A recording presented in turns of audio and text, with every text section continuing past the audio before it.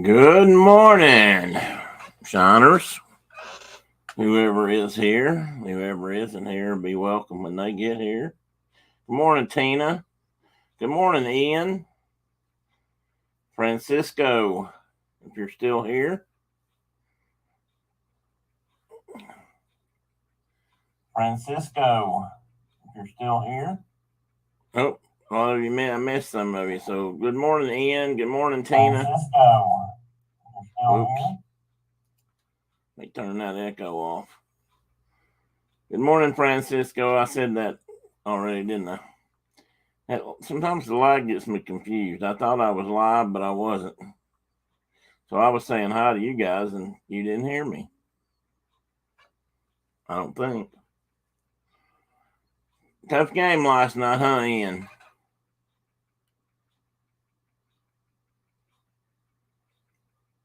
Teddy's all tore up about it. He's trying to sleep it off.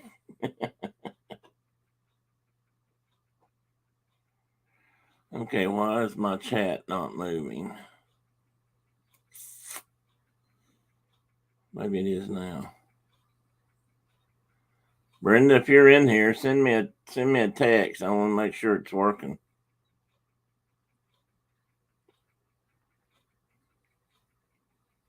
Yeah, I'm a bobcat and a bear.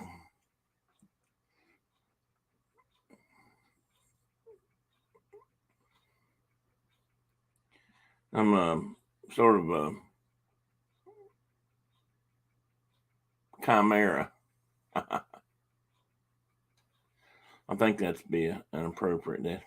But notice the Colf bear, bobcat Colf. Wait, get it? Bobcat Colf bear. Excuse me, I have a message on the bat phone that I believe is my spousal unit. Yes, it's working. Okay.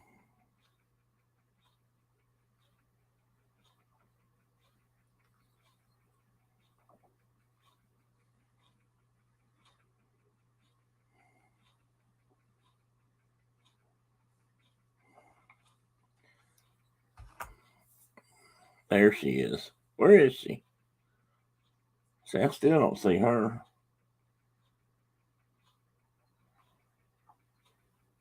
Okay, Tina, you can see my wife, but I can't. Or you just saying that because I said hi? She says she's listening, but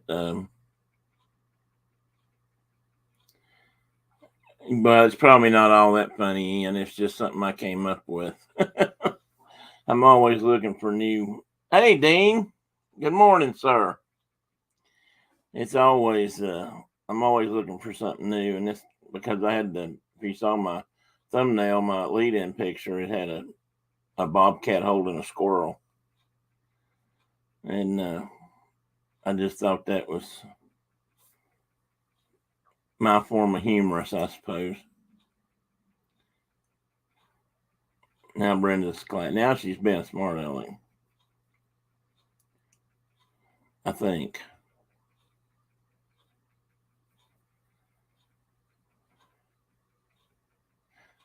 Yeah, I got it whacked off the other night. It was and although it's not being especially ruly this morning, it's it was starting to bother me. It was too long. I don't know. I've said this before, I'm sure you've heard it, but when I was much younger, when Brenda and I met, I had long hair. It was down, or not down in my back, but down to my shoulders kind of hair. But I have such thick hair that it was I had a big head of hair, and not had a lot of hair, and today I don't think I could stand it to grow that long anymore. I've thought about letting it grow and have a ponytail, so I can have a gray ponytail with my gray beard, and I don't think I can get there.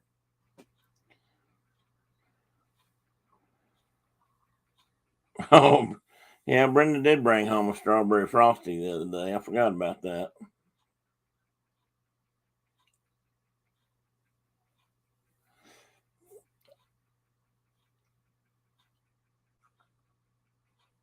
So I got Brenda to cut my hair the other day. So, she's the barber around here. For a while, I was pretty much shaving it off. At least every summer, I would just knock it down to, a quarter inch or something. And it was a lot cooler that way.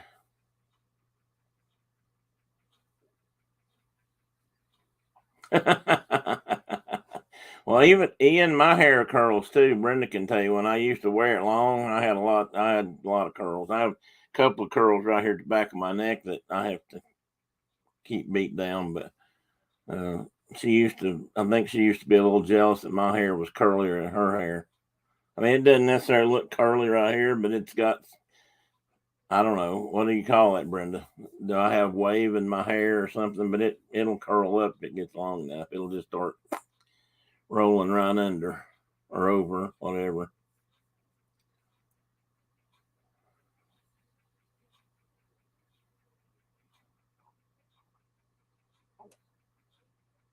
Brenda's dad had Brenda's dad had extremely tight curly hair. So I don't know, but she used to complain that he got it. And hey, Space Mountain Dave Cantrell, good morning, sir. That's why she used to complain about that too. Her dad had all that curly hair, but she didn't get a lick of it.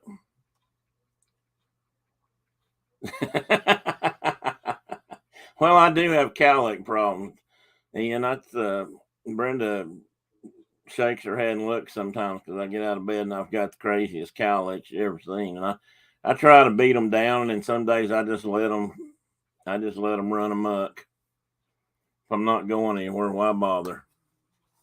That's probably not a good attitude, probably not a healthy attitude, but it's the only one I got, so I keep it.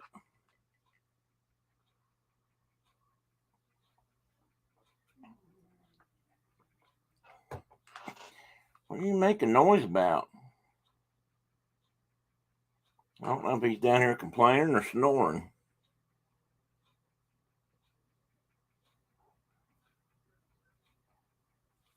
He's been out chasing chipmunks this morning. Well, not actually out chasing, but chasing them up at the window here.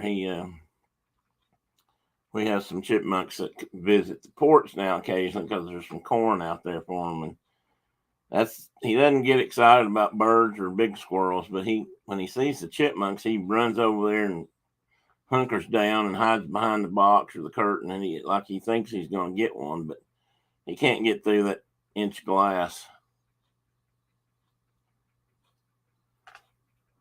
But it's fun anyway, isn't it, buddy? I had the sheer pleasure of shooting a squirrel on my bird feeder a while ago with a blowgun, paintball. They specify. No squirrels were technically harmed in that process. I'd have got him a couple more times. It's a new. We got some little guys this year's squirrels, and he managed to squeeze through the bars or the hole in some of my caged bird feeders that are designed to keep them out. And he's so little, he got through the bars and he got in there and he was all curled up inside and just, thought he was bulletproof, I guess. And my blowgun jammed. I hit him once, but I've evidently got something in my blowgun that's um, causing causing the balls to stick. I can't. Yeah, he might have been irritated then, but I was way more irritated because he was inside my bird feeder eating my seed. So I got to wash I think one of my paintballs might have ruptured and got paint inside the tube. I got to rinse it out. Fortunately, it's water soluble paint, so it won't be hard to clean. Good morning, Carol, Miss Carkey, the one and only, right here in the house with us. Are you traveling this morning, or are you? Squirrels are pesky, but I mean, I love to hate them. I haven't eaten one lately. I'm very tempted. I should have harvested a couple of these last fall because they're big enough. we got a few buck squirrels out here that are big as some house cats I've seen. I swear they're big old gray. They're for gray squirrels. They're big. Of course, they're well fed. And I should have popped a couple of them to make dumplings out of last fall, and maybe I wouldn't have quite the problem I do now. But I told Brenda I might as well join them. I can't beat them, so I'm thinking about building an obstacle course out back so I can at least be more entertained. They are funny. I'll have to admit that. As much as they drive me crazy eating the birds that feed and messing with that stuff, they're hilarious to watch. I mean, they can't get in the bird feeders right now because I've only got up caged bird feeders, but they'll try. And like I said, that one got into. We've got a round one. I have a round bird feeder that's the outside is a round cage, and then the bird feed's right in the middle, so they can't reach it and they can't get into it once they reach a certain size. And this is the first time I've seen the little guy in this one. We caught him in one out front here a while back. I bet it's the same squirrel. He got in there and got curled up, and I had perfect shot, and my blowgun jammed. I think I hit him with the first one, but I don't, or at least splattered him. But I look out there sometimes, and there's one hanging. There'll be one hanging from his rear feet, and swinging beneath the feeder, and he's got something in his hand, and he'll turn his body up. They're pretty athletic. He can turn his body up and reach up with the front paw and reach around, see if he can find the seed loose in the bottom of the feeder. If he finds one, he'll pull it down and flop back down, and he eats upside down. And then I saw one yesterday that was hanging from his front legs. Something didn't go right because they don't usually do that. And he was hanging from his front paws, trying to reach over to another feeder to get a hold of. He looked like he was stretched out. He figured he got up, but it would have been a good time to pop him with a paintball.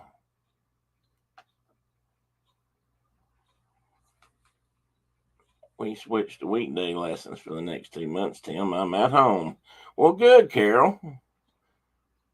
You're safer this way. Well, I don't know if you're safer. You're in this chat room, but yeah, Ian, I don't know if you ever remember this. I don't know what the show was, but it's sort of like home videos, kind of a show before home videos were a thing. But they showed a guy. It might have actually been like a documentary series about animals and intelligence, and they showed this guy who was working with squirrels, and he would put out different kinds of bird feeders for bait or different kind of bait, and he would set up different tests or obstacles for them to figure out, and they figured out everything he ever did. So chasing off squirrels instead of chasing squirrels. Well, that's what I'm talking. I guess that's what I'm talking about right now. There's one of those little ones back now. I was telling it before you got here, Carol. I was just saying I got a bunch of teenage squirrels out here right now that are small enough to actually crawl between the wires of my protected cages. But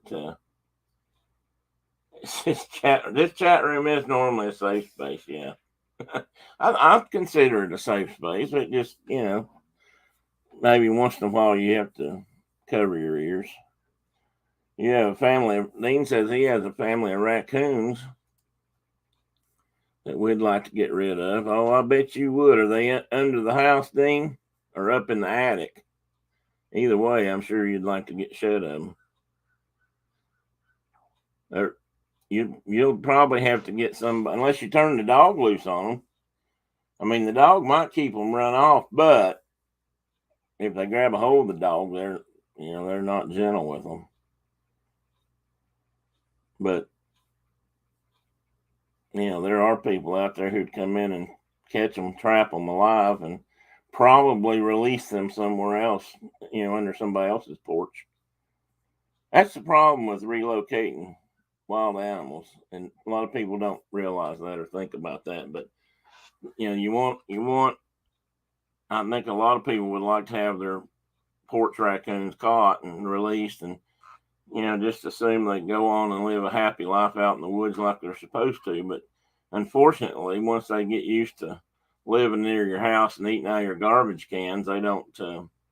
They tend to come back and just get into somebody else's. Or hanging out in the neighborhood. The mama's been caught getting into our bird feeder. Oh yeah, they'll do that too.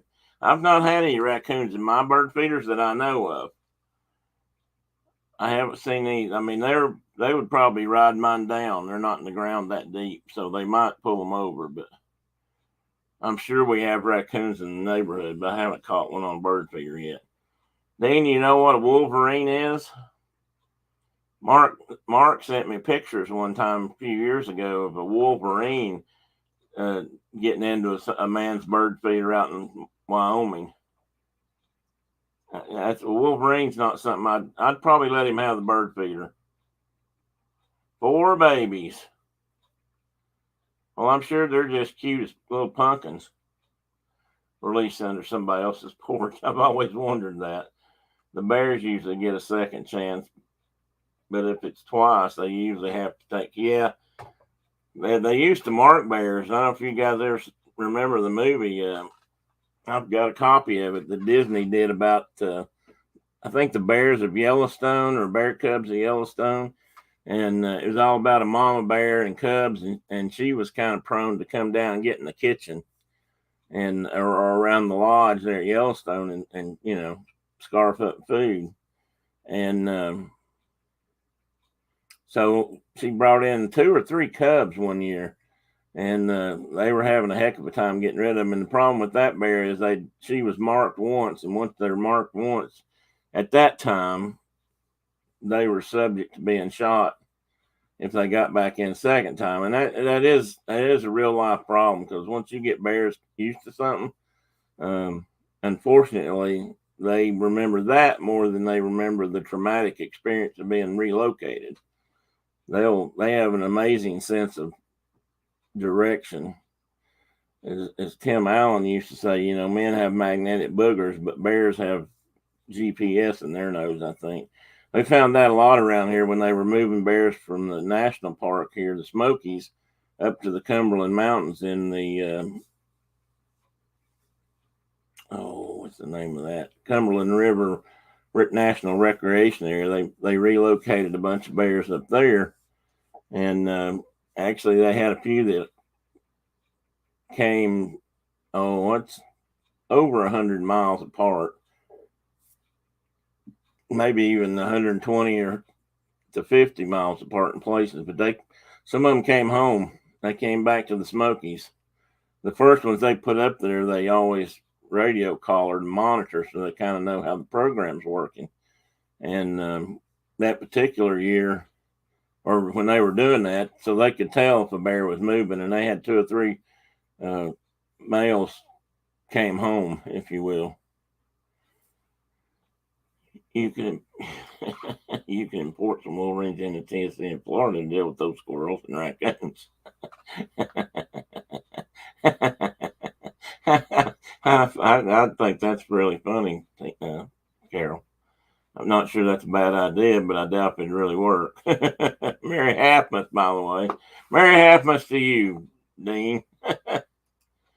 Once had a car in the shop that a bear got into. Oh, that was quite the sight. Oh, I bet it was. And did it destroy the whole interior of the car? Brenda says, I love Christmas. What can I say? Oh, Dean. What's this? Oh, Dean. Brenda loves Christmas too. She just likes to pretend to be Scrooge or Scroogette. Dean has never seen a Wolverine. Well, there's a Disney movie that shows one that's called Those Callaways, and they have a Wolverine in there. But look them up, Dean. They're you've probably heard of a honey badger. Well, I'd go so far as to say a honey badger and a wolverine are almost equals, and in some ways they each outdo the other. So, a wolverine's probably bigger and stronger initially. A honey badger might have more endurance and because it's lighter, but they're both wicked mean. I mean, or not mean. They just do what they do. But once they call, that's all that one. Hey, Diana. Good morning. Good to see you. The seats and a bunch of interior panels. I bet. I've seen pictures of one that they've shredded seats. That's a problem in the park here. And out west too. I'm out your way. I'm sure this is the law. You can't leave coolers and things exposed inside your car or bag of potato chips or anything like that, because the bears have learned. They look in the windows and they know what stuff is, and they'll go in after it. They'll break the door. Some of them can open doors. They'll break the windows out, and they'll go in and get it. And then once they're inside your car, they're liable to, rip up the whole thing, because the whole thing probably smells like McDonald's French fries. Yeah, mongoose are pretty wicked too for their size. Anything that goes after cobras, and I mean big cobras, has to be pretty brave or crazy. On my computer, saying a bigger screen than my phone. Oh, okay. Well, good deal, Tina. Karki says, I love Christmas, but I can't get into thinking about it when I'm busy enjoying summer. Yeah, that's a good point, Carol. They lived up in Aspen. The people with the car,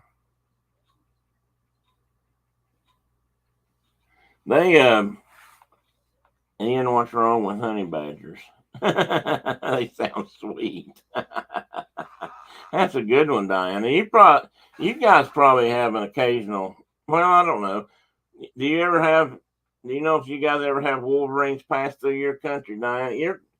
You're more of the plains, but I'm sure they get out that way.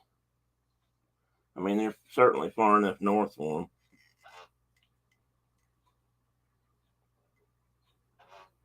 Dean said he's getting ready to work. Going to be ninja listening for a bit. Okay, Dean. Honey badgers don't care. Honey badgers might sound sweet, but they're. I think they're probably much closer to the spectrum to Sour Patch Kids, even though their name. Okay, so you do get a few through there. I thought you might, but I know that there's. They tend to be woodsy critters and mountain critters, but I don't know how much. Well, actually, I don't know how much forest you guys have there now, where you're at. But like I said, you're certainly sour. You're sour. I read Ian's comment as I was talking there. You're certainly far enough north for them. They're amazing animals. I think they're one of my favorite wild beasties, but I've never dealt with them and I've never had to work with them, but I'd love to. Honey refers to the color, not their disposition. Tina wanted to make sure we pointed that out. She's got a really good point. Well, thanks for listening in, Dave.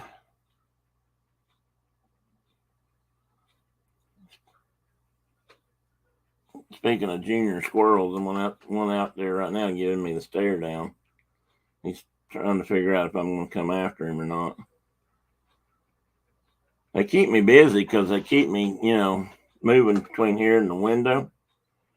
And I guess that gets me up and moving around some. I actually got outside and started chasing them, then maybe my leg would get better. Who knows? Mostly I'd be falling down and they'd be laughing. Oh, they probably do that too, Ian. But it is about their color. And I don't know if where they're actually native. I guess that's what people call them, or if that's a name that we've given them, from other parts of the world. But they're tough. They're not. They don't tend to be afraid of nothing, which is just like a wolverine over. Here they're not afraid of. They ain't afraid of nothing on this continent. Let's put it that way. I mean, they've been known to take on bears or stand up to a bear. And I've read stories about them getting into cabins.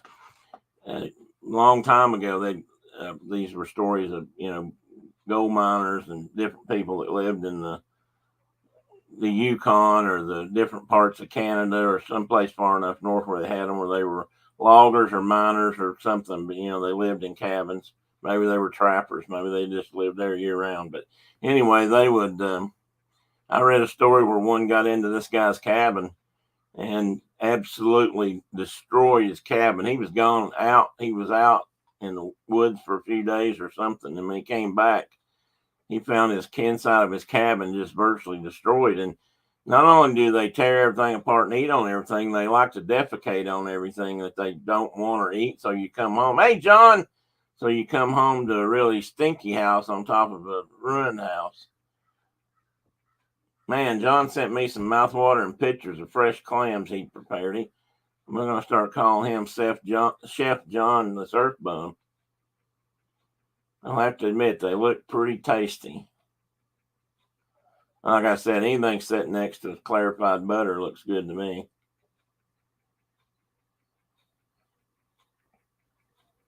So how's the weather where everybody's at today? We're supposed to be cooling off a little bit, but I think that just might mean the lower 90s, not the upper 90s. And probably thunderstorms. They have a big annual bike race here in Knoxville on this weekend, and it's a national competition. I don't know the name of the group, but it's a road racing, club team thing, and people that ride the Tour de France or something like that might be in it, but it's a lot shorter than that, of course. But that's this weekend, and they were really worried about the heat because that really takes a toll on somebody that's riding 200 miles or something in a day. Hey, Mike, welcome in. I need to check something. We got Mike and we got Diana. We've seen Mike on the TV, on the video. Well, I did last night. Didn't know who you were, Mike. I apologize. And then we got Diana, but do we really know if we've got two people or is it just one person with two personalities? I don't always see them. Well, actually, there Diana is, and then Mike pops in, see? So I can't tell if they could be sending two different. Oh, look who's up. Oh, dig. It's raining here. Oh, man. Oh, well, actually, that's probably pretty good, though. Don't you guys need the rain, Mike? Or Ian?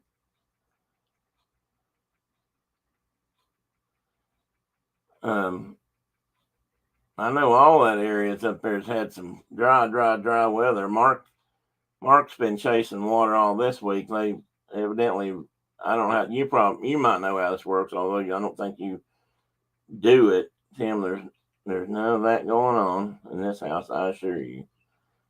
Have you have that? There's two people. Okay,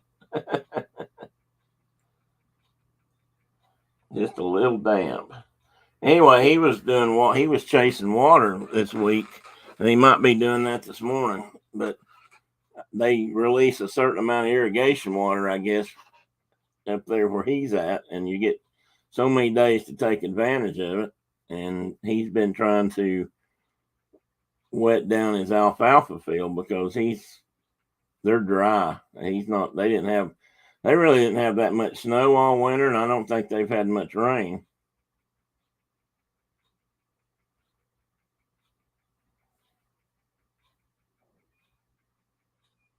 Oh my God, Dean, how do they even operate a restaurant with no AC? I mean, how do the customer, and you're in Florida, I mean, how does anybody stand that? Standing by a cook stove and all that heat, the fryers. Oh man, that makes me feel bad just sitting here. It's 81 here already and muggy. I hear about that on the news. Not bad here. We have crisp blondes though. I bet you do. Yeah, Mark, but it's John. Is that's the NASCAR race, right? Because IndyCar's racing there again this year too, but I think that's later. Carol says it's 81 in Michigan. Oh, that's going to be horrible, Dean. I'm seriously, I'm surprised they don't have to shut that down for health I mean, I'm sure there's some health regulation against that somewhere. That, not to mention the fact that you can't leave the doors open because I know that's a health reg. Oh my, long. I would say it would make it seem eternal. I've worked in those kinds of heats, but never in a restaurant. I mean, I just can't see that. The people in the kitchen certainly have my sympathy, and if you're at the window in the back, you're probably getting it from both sides.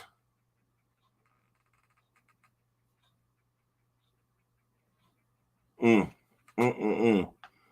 I don't envy you at all, Dean. You be careful. Try to stay hydrated.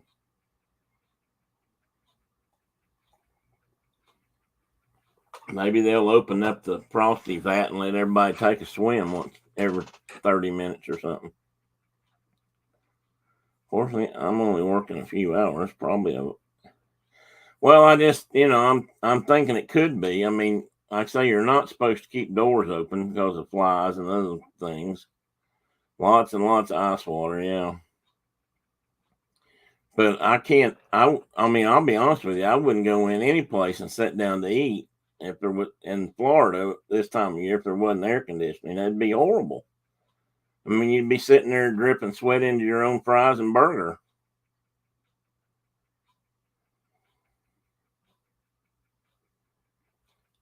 Probably just need to call that Wendy's in Florida and complain. But yeah, Wendy's headquarters would put a stop to it. I bet they'd get the air conditioner fixed real quick. Although I'm sure that's a busy job right now in Florida, just because that's the way it gets up here when the heat hits.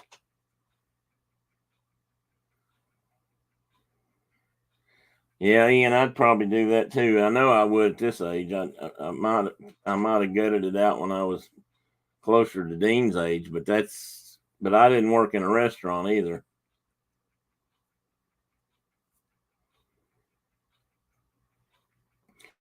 In warehouses when I was a yonker or in my teens, and in the summertime that was absolutely miserable too. I mean, there was no heat, no air, no. I mean, no. Well, there was no heat in the winter either, but there was no air. I mean, you might put a fan somewhere, but even standing in it, it doesn't help after a few minutes. Not when it's that hot. Oh, Ian, I got you. I got you. We worked when I was working in Nashville on airplanes. We had guys. We had one guy in particular that was up inside an airplane working on a windshield change, and it was a summer. It actually was the summer I moved to Nashville, and we had a month where it was over 100 degrees, um, especially in Nashville, and it got too hot, and it would get up to 110, 120 in those planes because there was just no. You had hot bodies in there working, and you had no circulation, and you could put a fan in there, and that would not, that initial rush of air would feel good, but after a few minutes, it's not much. It doesn't feel much different. It's hard. It's really hard. Who wants somebody sweat dripping on their burger? I would have to shut the restaurant down if I was the owner.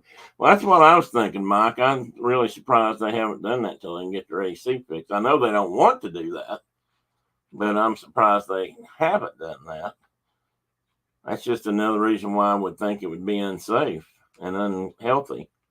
And Brenda, jump in on this. Did you ever have an issue like that in your kitchen? I know you had some issues with heat and cold. Tina says, of course, that means your window is a lot more busy, though. Yeah, it probably does. That's a good point, Tina. I'd say that means the window's much busier than the dining room. In fact, I could probably see them shutting the dining room trying to keep the window open, even though the workers were dying inside. they could keep serving customers outside in their car. That's the only way I would do it. I mean, if I was eating, I'd go get something, eat in the air conditioned comfort in my car.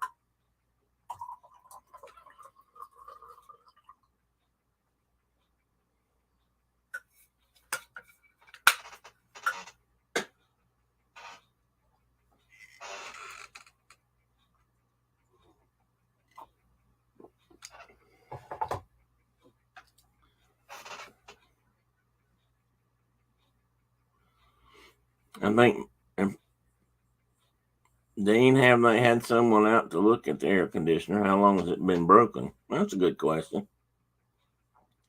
I was going to say, Tim, I had a little bit of heat stroke this week and got some warm here working out last couple of days. Wow. Well, that's not, I mean, I'm assuming you're serious, Mike. And I don't know how hot it got, but that's heat stroke is no joke. I mean, it's rough. Like I said, we had guys, literally go down with that and have to be carried out of a plane or something. Fortunately, they were okay, but heat's a brutal taskmaster. It's not fun. And Chuck says that may cause a hazard with traffic backed up into the street. Good thinking, Chuck. That guy, he's thinking outside the box there because he's thinking long term logistics. That's a good point. The line outside might turn around the corner and run all the way into the McDonald's lot or something. I've gotten to the point where I've had to just collapse and sit down and get wet and, cool off as quick as I could. But I don't think I've ever reached a point of, well, I know I've never had a true heat stroke all the way because that is really bad. We did, but we had people that jumped right on it. Well, that's true too. You did have maintenance people that were pretty decent sometimes. All Wendy's around here, around the building on a good. All Wendy's around here are around the building on a good day. Let's see who I missed here. If anybody, I think I'm good. I don't think I missed saying hi. If I did, I apologize. If you don't mind, I'll remind everybody to hit the like button or the dislike button and consider subscribing and, leaving some comments. Hit that bell, as they say. They tell me that helps my, what they call it, the formula that they compute me by, but I'm not really I don't think I'll ever get big enough to worry about that. Ian, Mike, that's, or not Mike, Ian, that's interesting. Some places around here are like that at times, and some places aren't. It really kind of depends on the meal sometimes. Like out here, if you have a harvest out in the country somewhere, or in rural areas in the morning, they're covered up, and the line can go out around the building and down out the street because everybody goes there to get their biscuit. But in the afternoons or for dinner time, a lot of times they're not busy at all.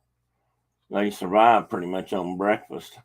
And then other places, the lunch hour, Chick-fil-A's like that. Chick-fil-A, if it's a mealtime, Chick-fil-A's are always packed. In fact, they've got double lines now for the drive-through everywhere around here.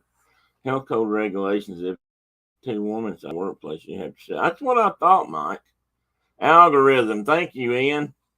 That's a big word for me to think of this morning. And Tina says, honestly, does anybody ever give you a dislike? That would be ridiculous. Well, I don't know. I don't know that I've seen one, but I'm just saying that I'm not gonna just tell you to give me a like, but I would like you to hit the button.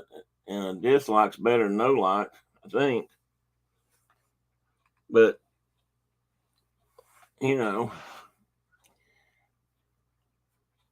but yeah, I would prefer likes to dislikes. I appreciate that, Tina. Oh, Chick-fil-A's are next level. Oh well, they and when it comes to I tell you what, they've got around here. They've got some of the best salads dropped, and they've got restaurant quality salads around here. They're always fresh and they're really good, and they've got a good dressing, and they've got good. And Wendy's does too around here for fast food. Um, but if you don't go to a if you want something from Chick-fil-A at lunch or right at dinner time, you're going to sit in line. I mean, even on a normal day, they're busy. If you hit the from maybe 10 to 11, and then maybe 2 to 3, they're not too bad. Hey, Dave, welcome in. What are you up to on this fine Saturday?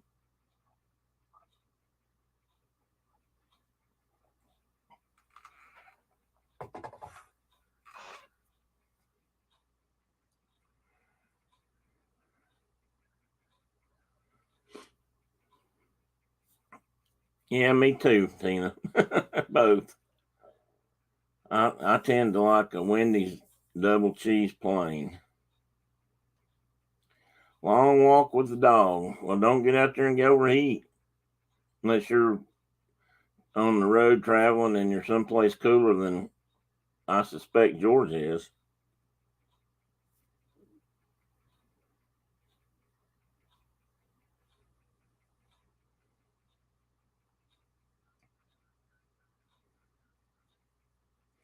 Oh, hey, Bearslaw Family Vacay. Welcome in. Good to see you, Danny. I think that's Danny. Welcome.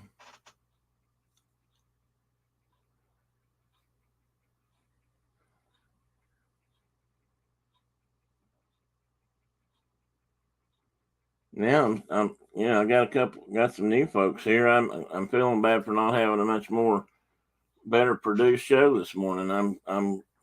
I started putting something together, and then I wasn't sure if I wanted to do it, so I just decided to kind of have a easy day and just kind of talk for a while. I wasn't sure if Mark would be here, and so part of the topic, if I'm discussing wildlife or management, I like to get his opinion because he has a different. I worked with wildlife and habitats too and that sort of thing, but he worked for a different agency, so he has different experiences. Plus, he's just smart as hell. I mean, pardon me, but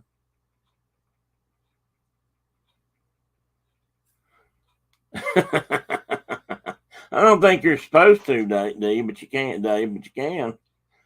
And see, I would have to say, are we supposed to produce vlogs? Because that I can't.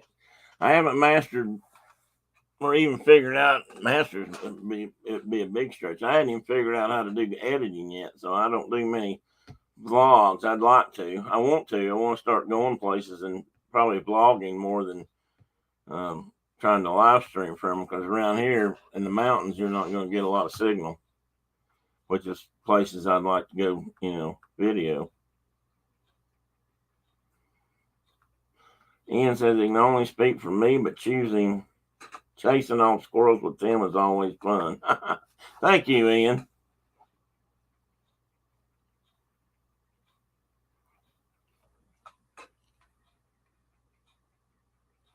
Seeing what kind of finches I had out back. I got a couple out there, but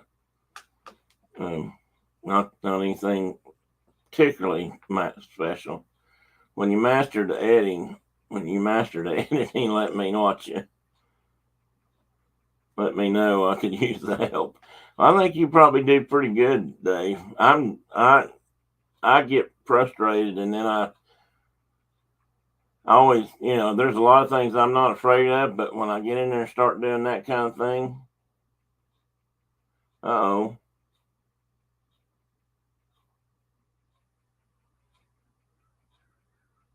Well, I hope he's okay, John.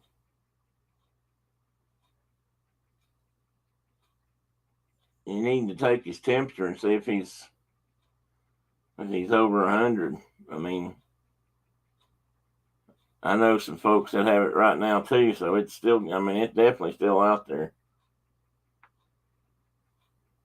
When was he supposed to? How long was he staying, John?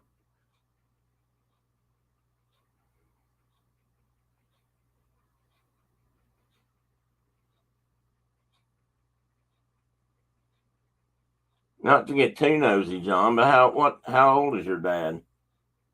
I've asked a lot of questions. I'll shut up and give you a chance to answer one too. I'm bad about that. Brenda tells me that sometimes.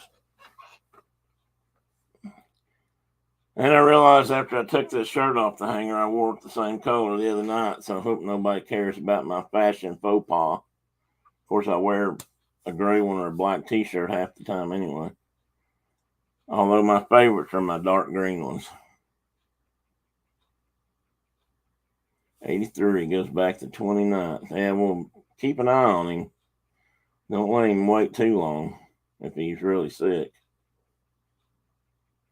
A lot of the store is down with it right now. Oh wow, Ian, that's how many people are we talking? Bears are curious by nature. That's true. That's very true. And oh hey, we got the Hatbox Ghost in here today. Howdy, sir, or ma'am. You might need to override him on the COVID test if he gets any worse. Yeah, that's what I was thinking. Hatbox Ghost. You should show us those mountains one day. I will. You know what? I need to do that, Mike. They in a way they don't compare with Ian's mountains or the ones near him. But they're really rugged and they're old. That's what's cool about the Smokies and the Appalachians in general. It's the oldest. The Appalachians, they believe, are maybe the oldest mountain range on the planet. And they think that when they were new and original and fresh out of the ground, so to speak, they were as big and high and tall and as jagged and rocky as the Rocky Mountains. But over time, they've eroded and smoothed off and rounded off and turned into something else. But they're amazing. I mean, they can be amazingly rugged when you get in them. I've told people and seen people learn the hard way, but there's nothing much harder to go through, short of cactus patch, I guess, than what they old folks around here used to call a laurel hail or a laurel thicket. And because laurel grows in such a way that it intertwines, and when you get a real tight thicket of it, it is hard to get through. It takes some effort, and then not to mention that you're doing it on an incline, and sometimes with a lot of rocks under your feet. I mean, they're interesting. So yeah, I do need to go do that. I love these mountains, and I used to spend a lot of time in them. Is Ian leaving? What did Ian say?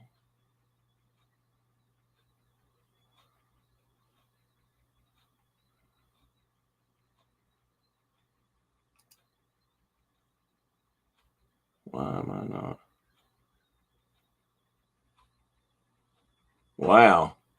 Oh, I know what you're saying. You've got 10 to 20 people out this week with COVID. Ian, that's a lot of people. Man, yeah, you stay safe if you can. Or stay away from everybody else. But anyway, the history of these mountains is what I always loved. I just there's a lot of things happened here over the course, especially during I guess you could say, the expansion period west from the coast, the colonial times, and the settlers and explorers in this part of the country had to get over the mountains. And I drive across them today and don't think much about that. And most people don't ever give it a second thought. But at one time, they were considered a real barrier just to go west to get to here. Mount Mitchell.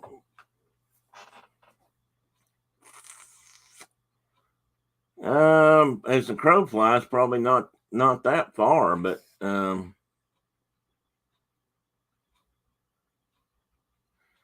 probably I mean, we might be 100 miles, but not in a straight line. But I was trying to think how if we went to Asheville, it's not that far from Asheville, and it takes us probably. Well, it's not that far, but it'd probably take us a couple hours to drive there. Well, that's good, Ian. Stay in there and lock the door. Mount Mitchell's a cool place, John. It's Have you been there? Since you're asking about it, um, it's high enough that for here at least that if you go up on top of it or get up on top, it's the climate changes. It's another one of those. It's another one of those peaks down south that's got northern tree species on it because it's the weather is so much different up there. It's a real good place to go in the middle in the summer. I mean, the temperature difference from the bottom, the lower parts of the area to the top of that mountain can be many degrees cooler. I've seen it drop 30 to 40 degrees before, but it's probably not that much right now. But it would be cooler up there than it is down here. I guarantee you that. It's the highest mountain in the east now, and officially. And they used to argue back and forth between that and Mount LeConte, but I mean Clingman's Dome. Excuse me, not. Am I saying that right? Am I getting that right? I think Clingman's Dome is the second highest, and then probably maybe after that would be Mount LeConte, but I have to look that up. It's close to my buddy's place in Carolina. Oh, okay, that's cool. That's a neat part of Carolina. Well, east of the Mississippi, John. I'm not sure about. I'm not sure what the highest point west. Ian might know. I don't know if it's one of the Colorado. I can't remember if it. No, well, depends on how you look at that, I guess. Mount McKinley's the highest place in this whole continent, but I don't know if that's. I don't know if I'd count that as just west of the Mississippi, since it's in the upper. Hey, do you guys have trees with Spanish moss on? No, we don't, Mike. We're not far enough south for that. Well, not yet, anyway. We're not far enough south for that. You got to get down into Georgia, and I guess the Carolinas over towards the coast, and then I don't know. I'm going to say halfway down through Georgia and Mississippi and Alabama, you could start seeing Spanish moss. Maybe not. Might have to go further, but certainly before you get to Okefenokee Swamp. I think it's in California. It might be in Mount Mitchell is 660. Oh, they've got a bunch of 14ers out there. I can't remember how many. I just read that number not long ago. Somebody was I was reading a story and they were talking about climbing the 14ers. They gave a number, but I don't remember. It seems like it was 14 or something. And that may be too few. Or maybe more than that. So we don't have anything that gets that high, but it's high enough that the climate's different. Cheyenne is 6,000. That's very true. Yeah, it's funny. Nobody talks about that, John. They talk about Denver being the Mile High City and how much that gets a lot of attention, especially in football season and stuff. But there's a lot of places in Wyoming that are higher than that, and they look like flat ground.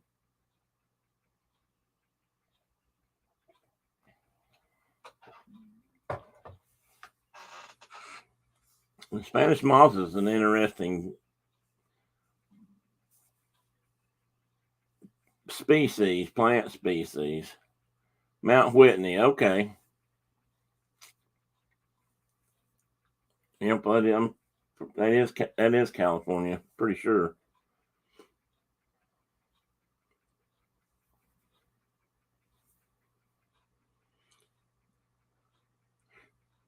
But you got to think about erosion on the Appalachians. That you think about how high they once were, or they think they once were, and then you got to think how they got worn down. That's all erosion, and soil people and geologists will tell you that eroded and I don't know if I call it decomposed, but broken down rock and that turns into dirt and sand and such gets down and it's thick. When you get down in the bottoms, you see how you got to think about how many things layers are buried. Stuff is buried deep beneath that topsoil, and that's why it all came off the mountains over time. And that's a really hard thing to wrap your head around. That's what always baffled me about Rome, for example. You go to Rome and you see the city. It's on top of the ground. But then they start digging down, and you go down, 50 feet, and you're in another hole. You're in another whole layer of the city that at one time was on top of the ground. And you go down deeper, and there's another layer, older layer. And it's absolutely fascinating for me to think about how much dirt and sand and rock and all that had to erode and fill and cover to cover that deep, and then another city come up, and it's not something that you notice as a living being. It's something that takes decades and centuries to do, but it's amazing. And I'm just pulling the depths and stuff out of my hat, but 14,505. Oh yeah, it is quite the contrast from Death Valley. Death Valley, at its lowest point, is below sea level. It's minus feet and hot. Town I grew up in Brick, New Jersey, is 80,000. No, I've never heard of Brick, New Jersey. You're right about that, John. I've not. I think the town we grew up in, or I grew up in, at its heyday, and I don't know actually, it's probably bigger now, but I think they used to say when school was in session, and then there was a state university there, that we had maybe 40,000 people. But then when everybody went home, it dropped. So, it was a lot bigger when school was in session, but I'm sure it's a lot bigger now. When we go back there, Brenda and I go back home, as we call it. It's changed so much. I don't know what the population is now.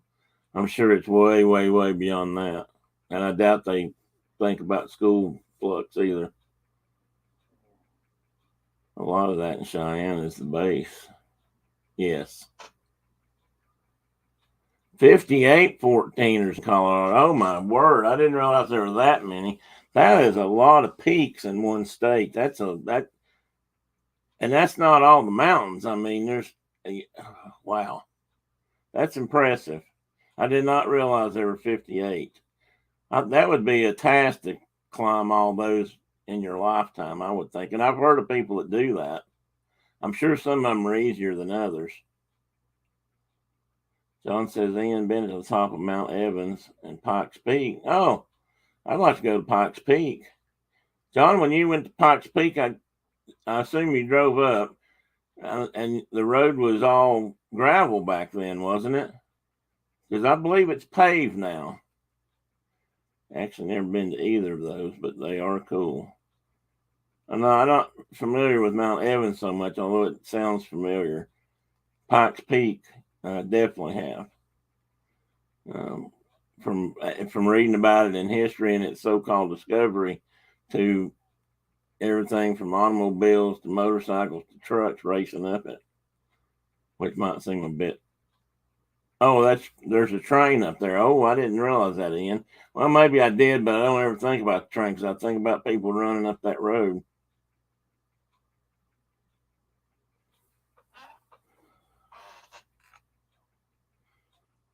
Well, that's true too, Ian. I forget that. I mean, when you're starting at 5,000 to 6,000 feet, it doesn't take much to get up to.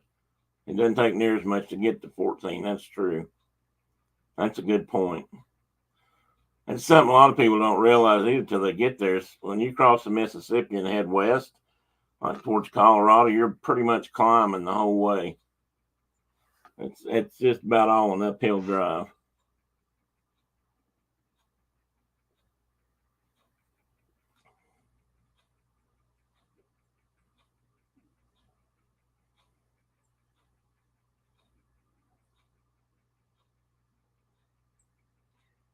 Okay, John, explain that to me.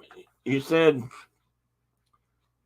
Small base. Which small base are you talking about? The 3,500 military, 2,000 security forces. What is that?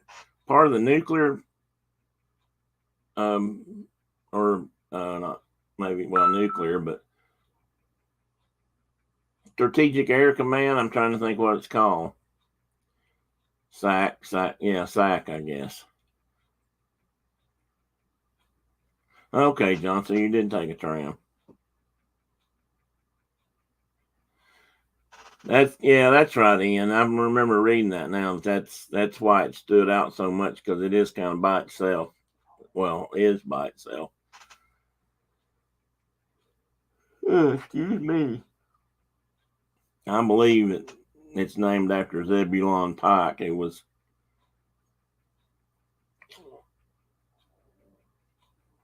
I think it was, but did he discover it, or was it Fremont that claimed discovery of that mountain? I don't know. He was up there once, at least. Warren Air Force Base.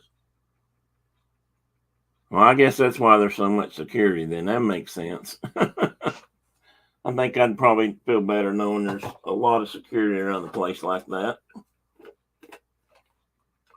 Yeah, that's what I was thinking, but Fremont had something to do with that. I can't remember exactly what. Maybe he was there after Pike. I'm not sure. Need to brush up on that part of my history. I used to know better, a lot more about that. I used to read a lot of mountain man books, history books, and things from the fur trade era in the West, and I used to know a whole lot more about that than I seem to remember right now. I guess I need to touch up my memory banks a little bit. Lord knows they could use it.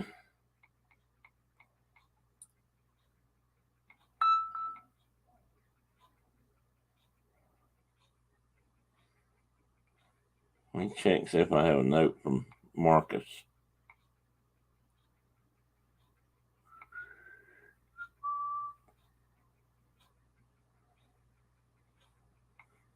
Didn't appear to be. Nope.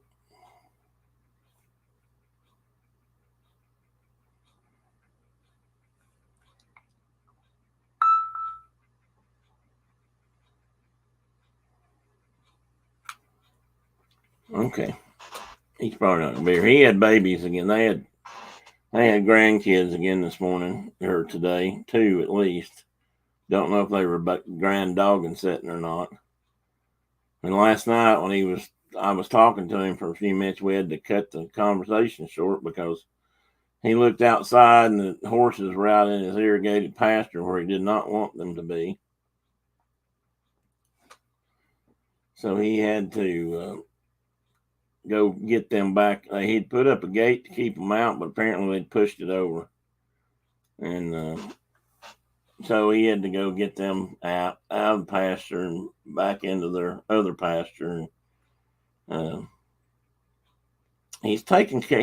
He's sort of taking care of a mule, and that that mule's name is Woodrow, who's named after the Woodrow in Lonesome Dove. And if you remember that movie or that series, and Woodrow personality, he was very stubborn and while a smart man, he was stubborn and hard put and hard, hard.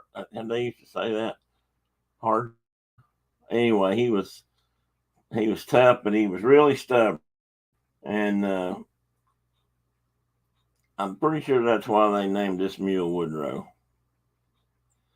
So Mark's having to take care of him right now, but he told me this week that his mother-in-law, who is the mother of the daughter-in-law that has whose husband, Mark's stepson, who has the mule, just bought a piece of property not too far down the road from where they are now, and he's anxiously awaiting to move the mule and the other horses down to that piece of property and let them take care of them for a while.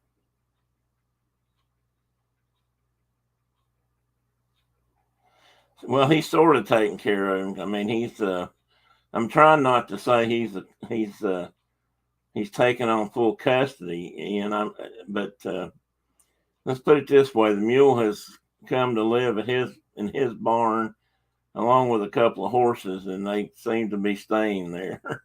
And Mark's the one feeding them and watering them and taking care of them because the son and daughter-in-law don't live there; they live somewhere else. And kind of a funny story.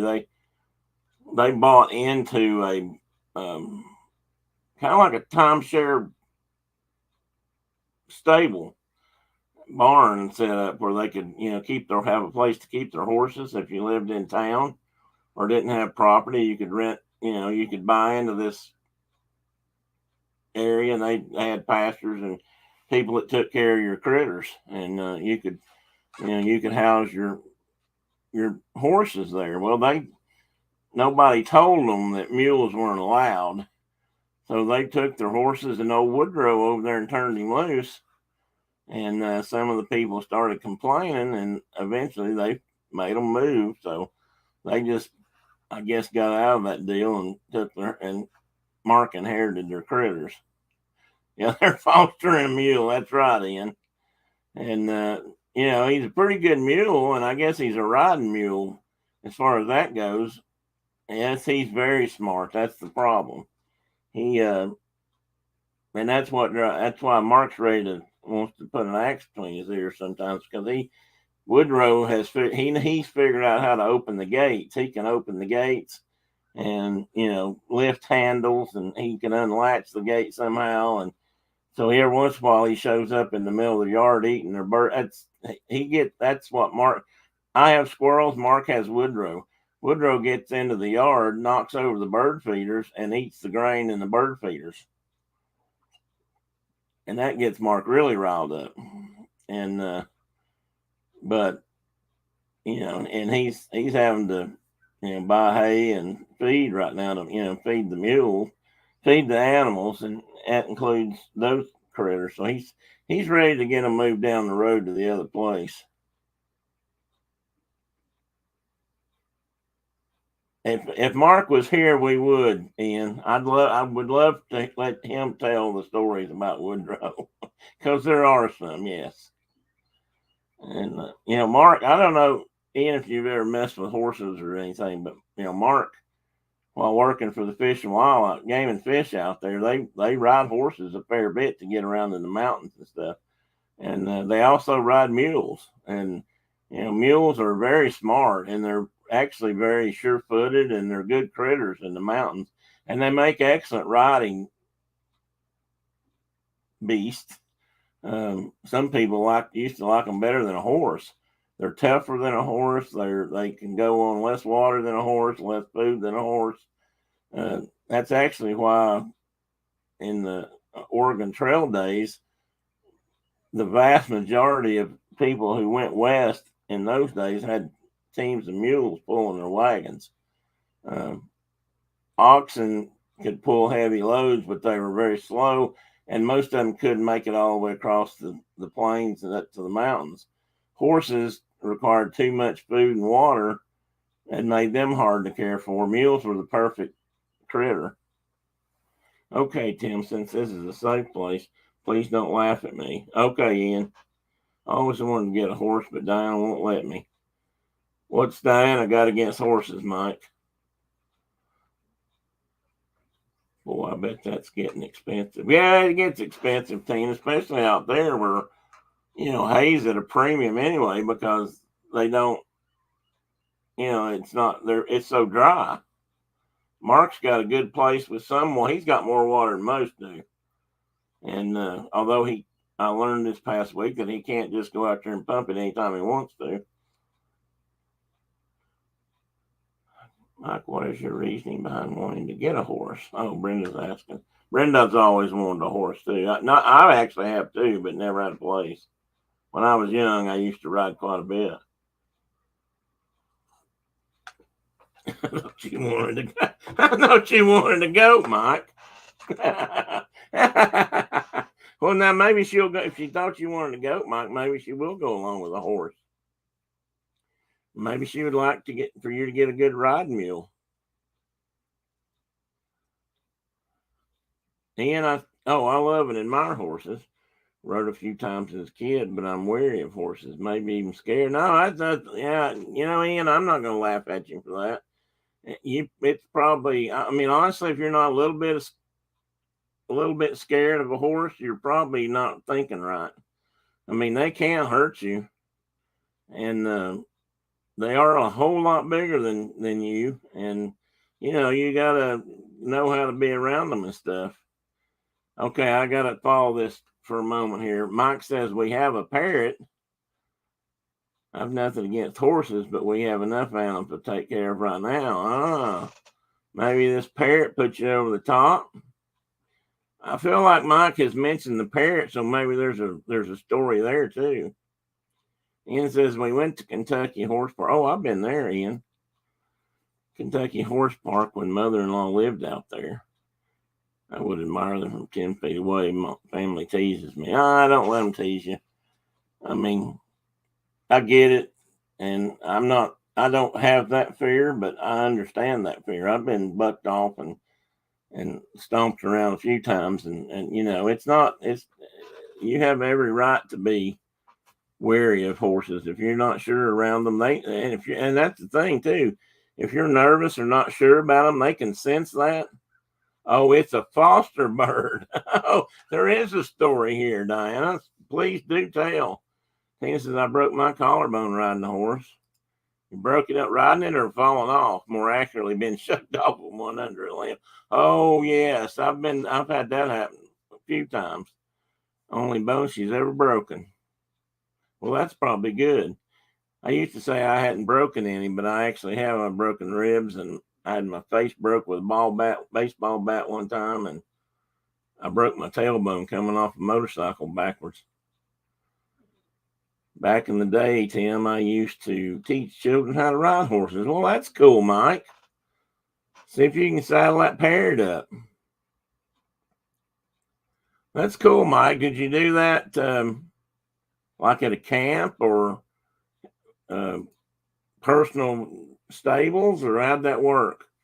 Mike, I would suggest you go to a local place that has horses and do some riding and get used to being around the horse so you won't be scared. Mike's not the one afraid of him, Brenda. It's Ian.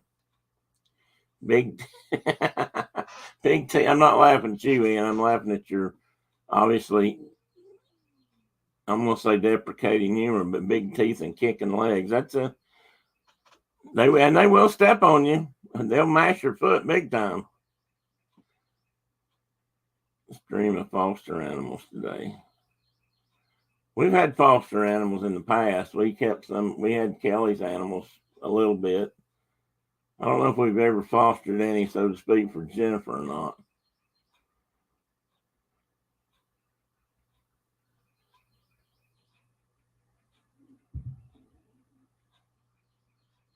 We have an Avery at work, and they found it injured a couple of weeks ago, so we're looking after it. Oh, that's interesting. You have an Avery, Diane? I mean, are you working at a zoo or some similar place? And that's interesting.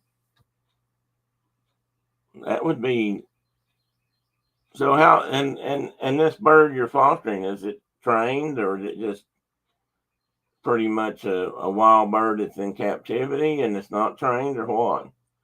Yes, and it still hurts 35 years later. Sometimes. Well, but I was more mad at the horse. Got right back on her, even though the broken collarbone. Well, you got to get back on them, Tina. That's what they always made me do too. Ian says we had two dogs when married. My mom kept them until they passed. Long-term foster adoption. Yeah. Well, my parents had to keep one of mine for a while when we moved and couldn't have animals. Oh, you work at a personal care. Oh, and they have. Do the birds interact with the residents, or are they just there for for them to see or look at? Not that kind of zoo, though, Mike. I'm thinking now after she's explained.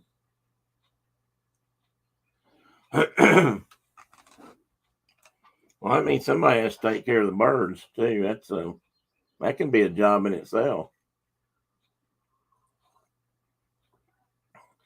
I'm walking broken bones, tailbone in football. I'm a walking broken bones, tailbone in football, cheekbone in a fight, got hit with a brick. Let's just say we both went to the hospital. Well, that's good, John. I'm glad you got your licks in. I got my face broken with a ball bat. Well, a softball bat, not baseball. Same thing. When you get hit in the, I'm gonna tell you something I learned. When you get hit in the face with it, the subtle differences between a softball bat and a baseball bat are insignificant.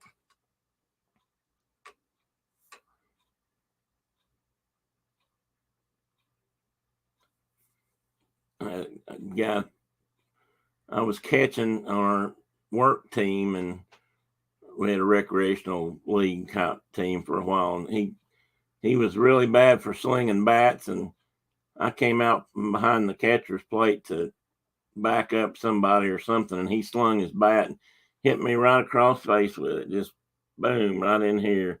Broke my bones, right in my face here around my nose area. That banged up my nose and broke and there wasn't anything they could do but let them heal up.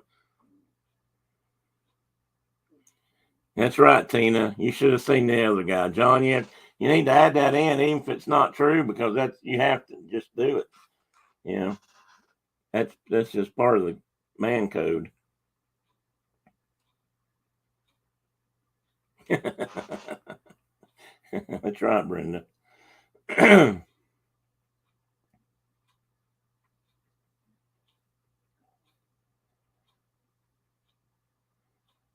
And I had a little girl break my ribs. I say a little girl, but she was a secretary or worked behind the desk at our FBO as a greeter kind of thing. And we were both going for the same volleyball, and I caught her right knee and right in my ribs, right in below my arm right here, and they still hurt to this day. Who was it said they had broken ribs? Or maybe they didn't. Maybe it was Tina's collarbone I'm thinking about.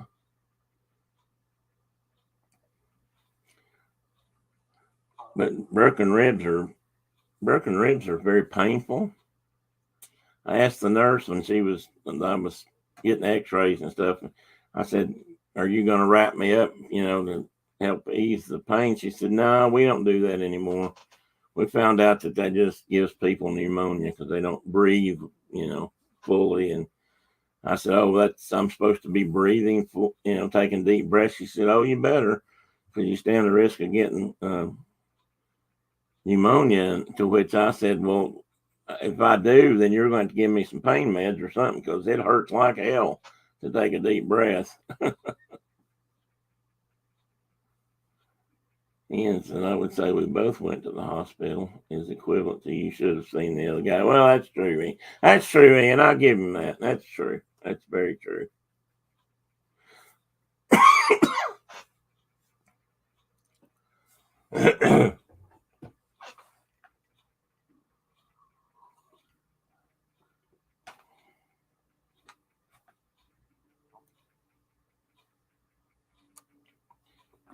Sorry, I had to look at scars for a minute. I was thinking about stitches.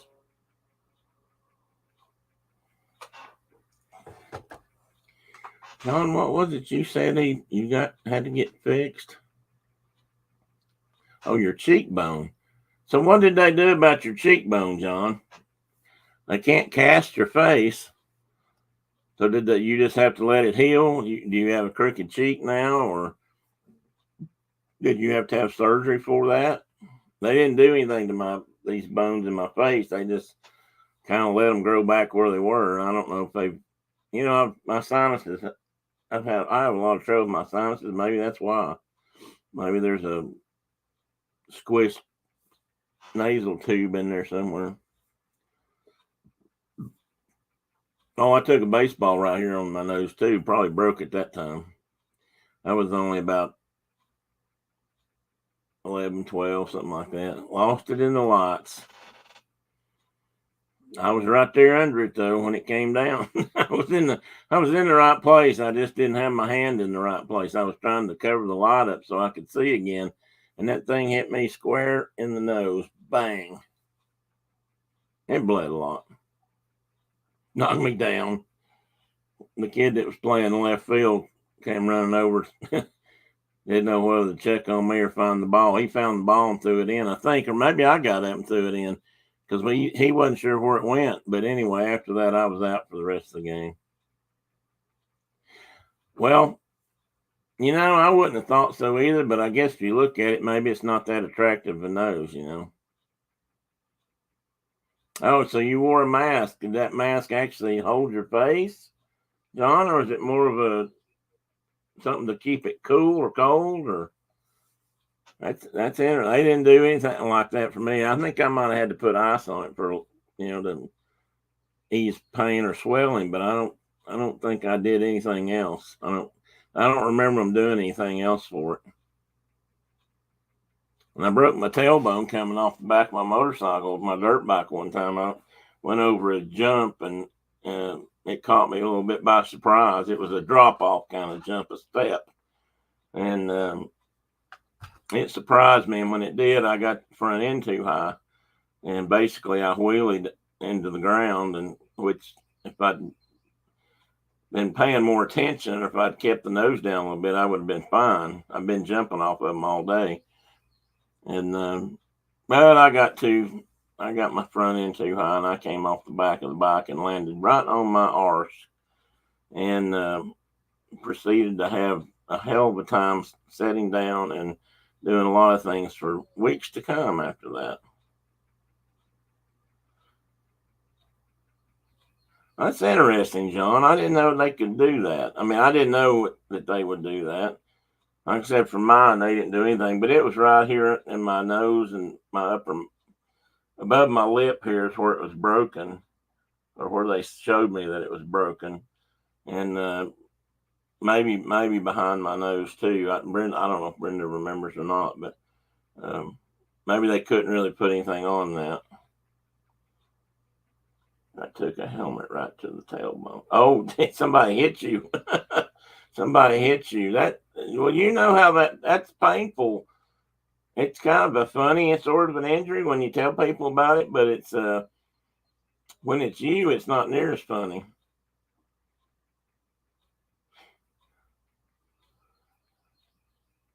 Okay, John, you go check on your dad. Go, go, go.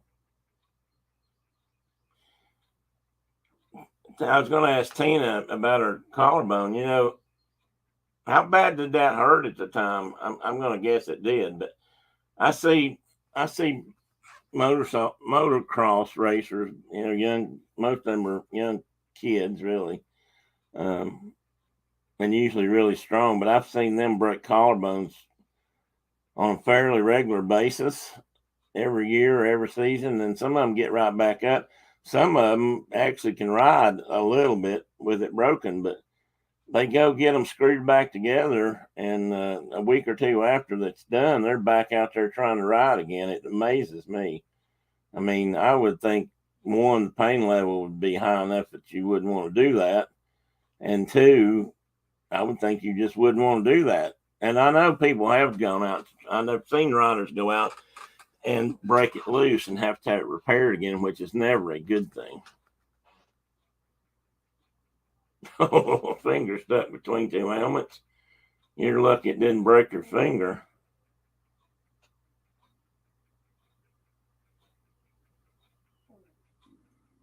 Oh, I bet you did, Tina. Did you not even go to the doctor until later, or and not realize it was broken?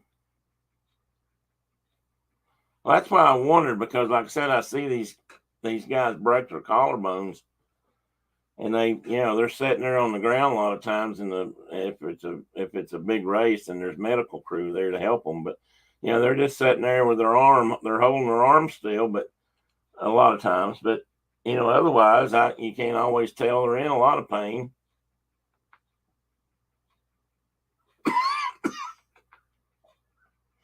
I take it wasn't your collarbone, Ian. Oh, wow, it did bleed. Oh. Did they, at that time, Tina, and I know that we're closer in age than most of these folks are, but did they put it in a sling or anything, or did they just tell you to be careful with it? I mean, or did they go in and pin it? I bet they didn't. All these stories remind me of why I'm glad my sport was swimming. No injuries. Well, that's mostly true. Carol, did you see that young lady this week that passed out in the swimming pool? And apparently that happens often for what do they call that? Um, Not coordinated swimming, but where they all swim together in those teams. I can't think of it.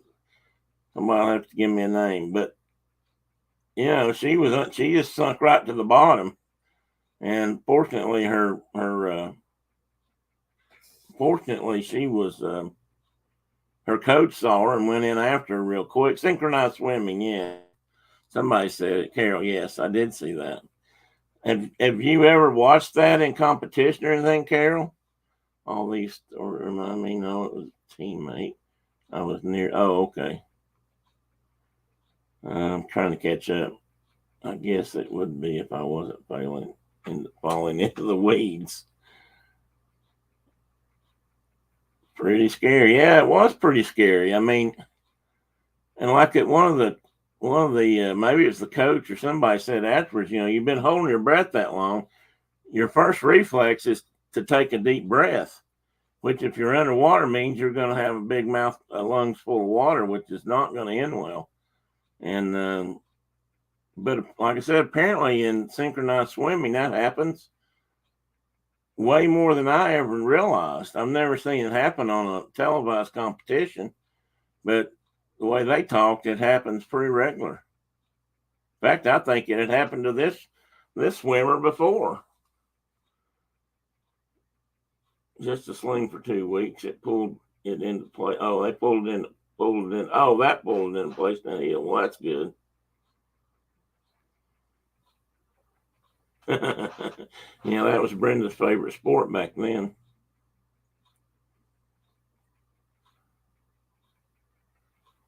Certainly less dangerous. Well, you didn't know me back then, Tina. You might not have thought so. Yeah, and she was swimming, I think, in a solo. Well, maybe she was practicing. I'm not sure. But she was just in the pool, solo. She wasn't with a team, although I think she did swim with a team. And she just passed out underwater. And then, like I said, she just sank right down to like a stone. And like, fortunately, her coach realized what had happened and went in after her, but she was underwater for a few seconds. I'm not sure. They might have said she was out for a minute, or 2 minutes, but I don't think that was all underwater. I don't think she'd have survived that.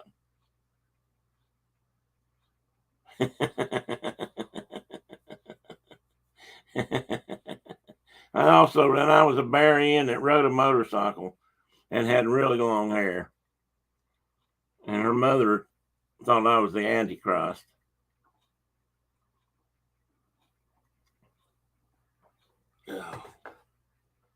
Which today she might deny, but I know back then was true. Well, I'm not sure she still doesn't think that, actually.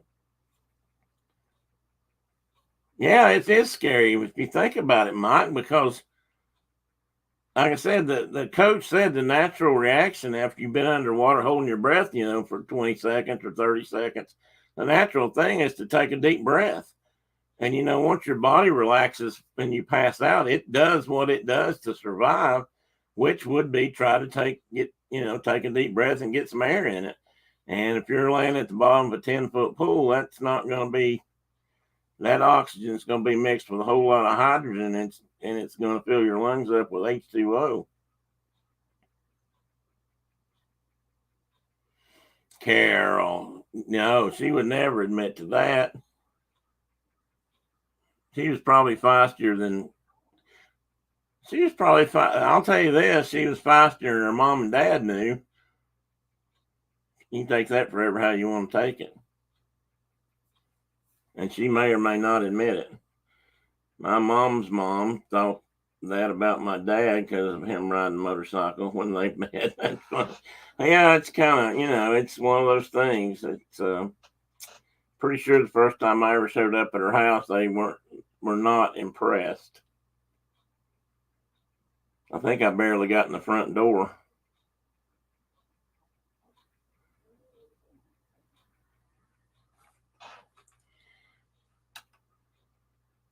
That's funny because my mother-in-law thought the same thing of myself besides long hair. Well, Ian, we all have our time. She's blushing. Yeah, I bet she is. That's because you can't see her on screen.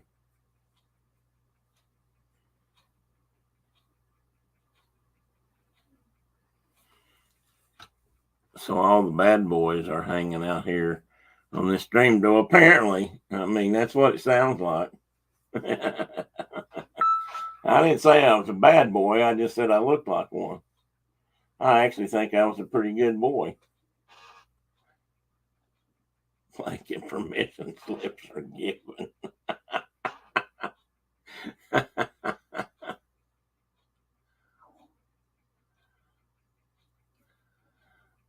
No, Ian, you're good.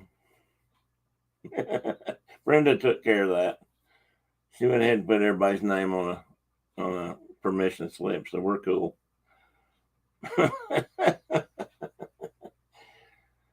I said she thought I was. I didn't say I was. I was a Boy Scout.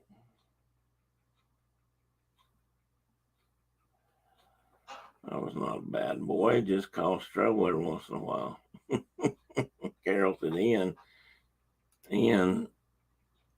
it is always a good idea here. I'm selling for permission slips at reasonable prices. Carol, you're going to give me a bad reputation for my chats. I mean, I think compared to some, we're pretty mild. No, Mike, don't. Some statutes of limitations or whatever they call it don't run out forever. So I'm one of my best policies is never confess to anything they don't know about already, and lie about the ones they think they do. That'll at least stall the inevitable. And in the end, it won't matter anyway if it's your wife. They don't care if you're guilty or not guilty. You're going to pay. You're going to owe or you're going to pay. Yeah, Carol's always looking for a way to make a buck. That's true. I'll have to ask her how much she's getting for those slips. Maybe we need to keep a few here in the charity box.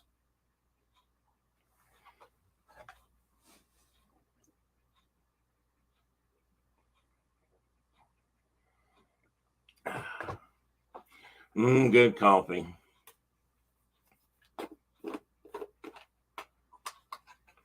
Let me see if I can think of stories about Mark because he's not here. Too bad it's not a work call. Then we could assign him projects. That's how it always worked that's how it always went where I worked. The person that wasn't there usually got the most work to do. Not guilty is a choice with your wife. No, that's what I'm saying, Ian. You can claim not guilty. It doesn't. It's not going to carry you very far. I mean, it's not going to matter.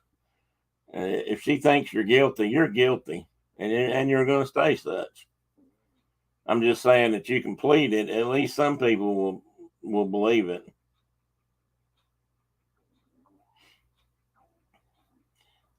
Like Brenda says, she's known me for a long time, so she knows better. let's just put it that way. She knows not guilty is really not in the equation.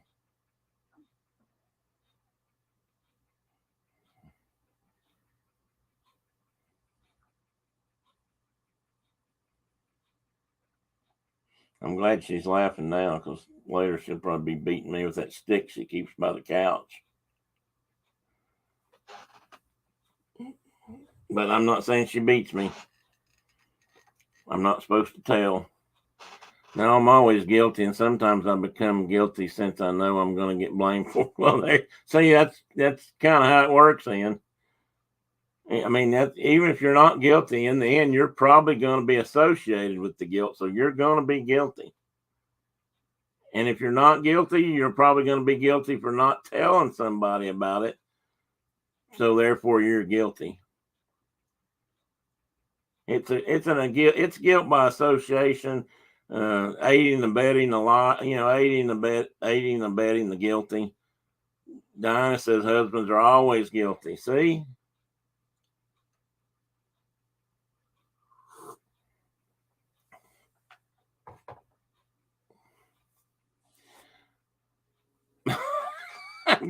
Well, now you see you've got a good point, and you might as well do it. I mean, you're going to get blamed for it anyway. You might as well get whatever pleasure or moment in the sun you can get, at least within reason. If it gets you in the doghouse and doesn't get all your clothes set out on the front porch in the grocery bags, and you probably made out okay. That's how a friend of mine, when I first got my first airplane job, I worked with a guy, and he was a real character.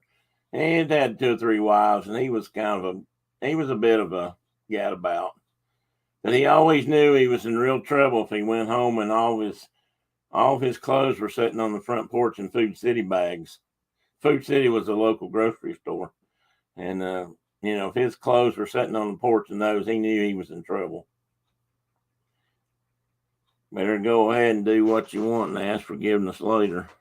Wives usually see things differently, and husbands' behavior is subject to interpretation. Ian says, Brenda, that's his life philosophy. That is a problem, Tina. Women's perspective is skewed compared to the male perspective or the husband's perspective. Oh, you see things correctly. No comment on that, Carol. I'm not going to agree or disagree. I'm just going to say it's different. You have a whole different angle of the particular incidents that whatever that happens to be.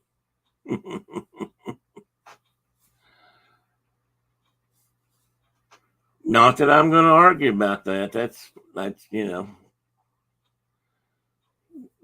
that's quite all right. I had a minister friend that always said best phrase a husband could. Okay, are you still typing? Learn was sorry for being so obtuse.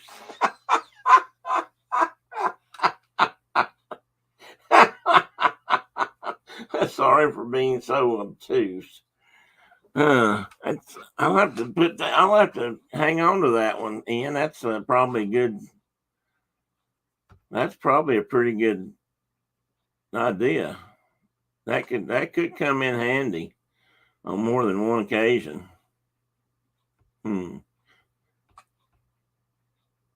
Oh, I got you.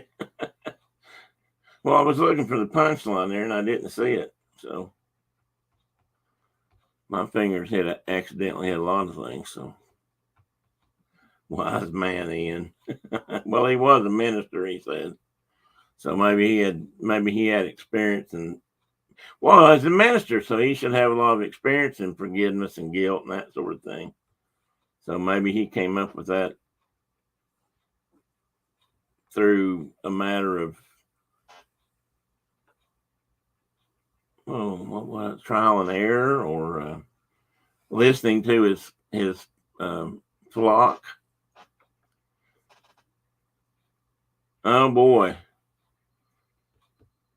Well, maybe you ought to go see him, John. Maybe you ought to go over and, like I said, if he's running a fever, I'd be a lot more concerned. He would say that at most weddings he officiated. Well, it's nice, Ian, that he was giving that out ahead of time to new husbands, because had he kept that under his hat until they got in trouble, it would have been a little what good would that have been? So this way, they at least had the opportunity to use that. That's good. That's thoughtful of him, I think. I'm not sure how we got on wedding or. See, this is how squirrel chases run generally. You start out in part A or point A, and you chase them to B and C, and then maybe you go all the way to E, and you have to come back to D, and vice versa till you catch them, and you don't ever know where you might end up.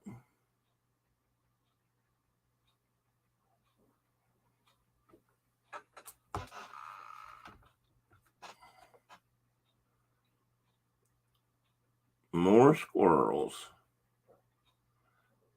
Well, if you pay again, I'm not sure if you paid that much attention to my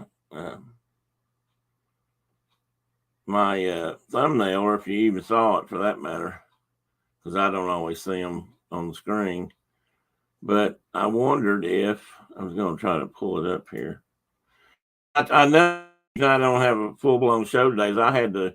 I was having serious computer problems yesterday. I got in here to go through some stuff and fix up my show, and wow, suddenly I could not even I couldn't see anything. My folders are empty, is what I'm trying to say. And oh, come on, can I not make that bigger?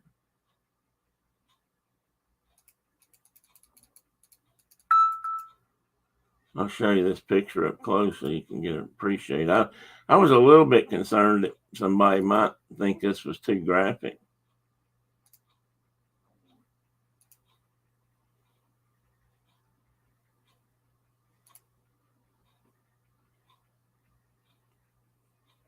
I mean, he's got the squirrel he's chased the squirrel already, see? And now he's got the squirrel gently held by the neck.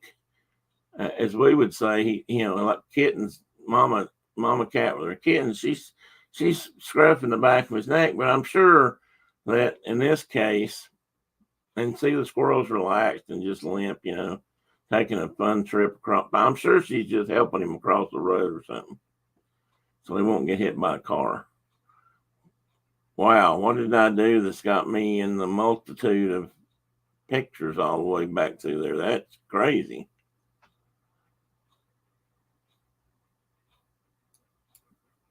It's like looking through the looking glass or something. I got to turn that off. That's weird. Okay, sorry about that, guys. I do not know how I did that.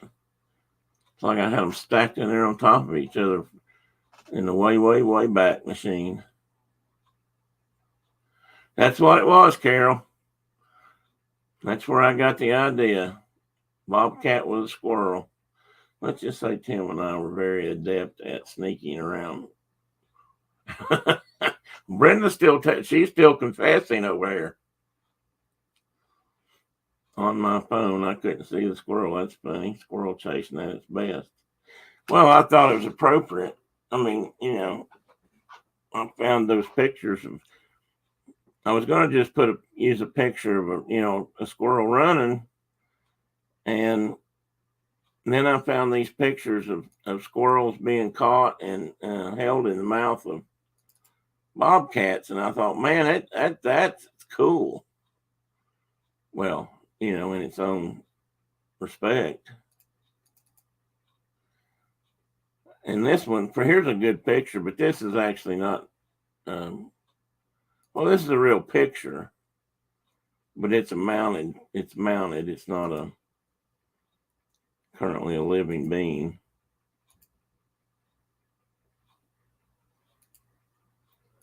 But it is a good image of the squirrel. Well, where did it go? There it is. Is that going to do the same thing again?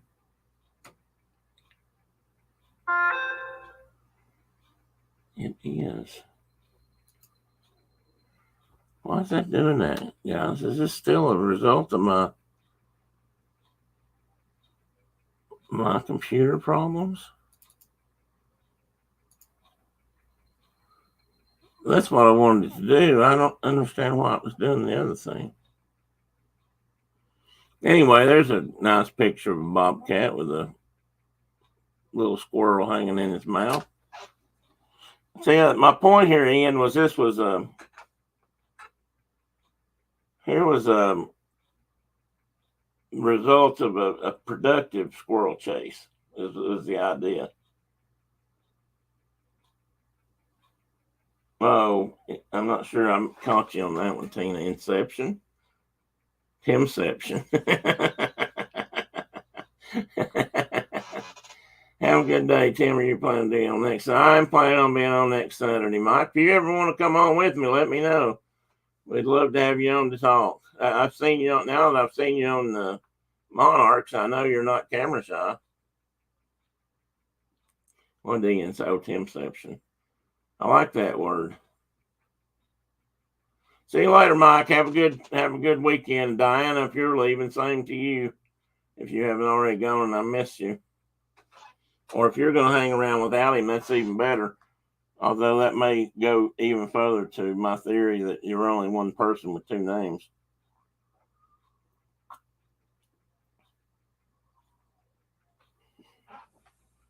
I used to know a pilot that was two people by one name. Now I can't think of his name.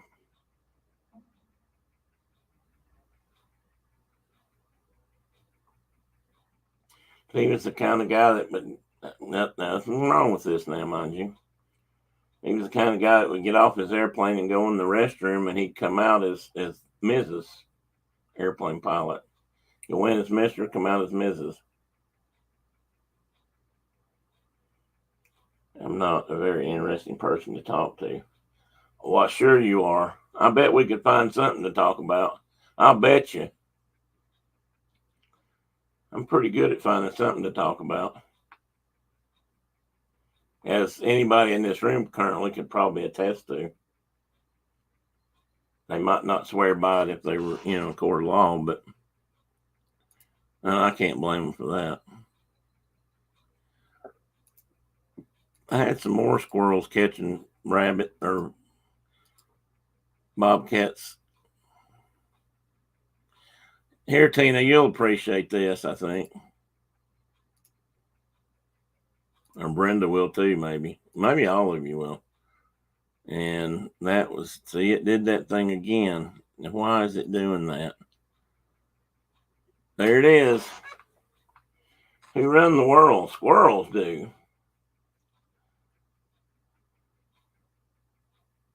Yeah, Brenda, I doubt that's true either. We'll get something out. We can get something out of him, I promise you. And you'll find out just how interesting you are. Ian says, when I was a service advisor, I had a customer that dropped off a car. Oh, he dropped it off and he picked it up as a she. Yeah, that's a surprise. This guy was bad about skipping out on his fuel bill. That was one of the problems. He'd fly in and get his airplane serviced, or get it fueled up, and he'd go to the restroom, while they were doing it, and then when they finished up, he'd come out as the missus, and nobody would realize it was him until he'd flown off. So they were kind of always looking for him. I do appreciate that. I need a turkey. I know. Isn't that great, Tina? In fact, I think that's what that is. I think I saw that I had to find it somewhere else where it was available and free, but I think if you look on Etsy, you can find that. I think they had signs and probably T-shirts too that had that on it. I thought that was quite appropriate. I need one of those around here, or something very similar.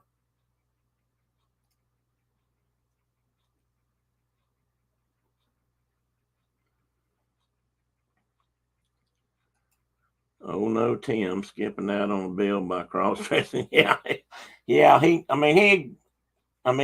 caught up with him eventually because he might have even got hauled to jail, not because of the cross dressing, but because he wasn't paying his bill. And that's never a good thing. You don't want to be not doing that. That was just. He did that. I'm going to say he did that for a living. That not for a living. He flew for a living. But he was he was a genuine cross-dresser, but it also turned out to be a convenient way to, skip out on paying your bills. So he may have owed people all over the country that way. Problem with the thing about airplanes though is they have significant N numbers, tail numbers, and they usually write that kind of stuff down when they do a fuel ticket when they fuel an airplane. And this thing would have held 250 to 300 gallons of jet fuel. So they would have noticed, that's a significant amount of fuel even back then for cost wise. And I'm quite sure they went after him. And they probably caught up with him and maybe he paid it later, but he didn't pay it then. Like I said, he got out of it. He got out of paying for it. He was an interesting character. Neil, was his name, Neil. And when he was dressed, he was Nail. And I'm not sure how do you spell Nail as a female name, Brenda? That may not even be a common name everywhere else, but back here we know some Nails or have known them. I don't know. Is that just Nell? Might be. That would make sense, wouldn't it? I'm not sure it is though. Brenda, if you know, please put it in there so I don't look like a total idiot. Actually, was the girl's name Nell? The movie, I think Jodie Foster was in it, and she had found this girl out in the country who nobody thought could speak or learn, and she actually had created like her own sign language. And I hate to do this because it's because she used to get out in a pond of water or the creek, and she stood on this rock, and she would start like this, trying to explain that hey in the wind, hey, or something, and it meant the trees were moving, in the wind, or the wind was blowing. And if anybody remembers that movie, feel free to enter that. Nell. Okay, thank you, Diana. Is that what I said, or did I have two E's in it? I think I had that. Oh, Tina's put something in here for us. Let's see what it is. Oh, I can't open it. I can't open it there anyway. I can open it over here. Oh, there's another one.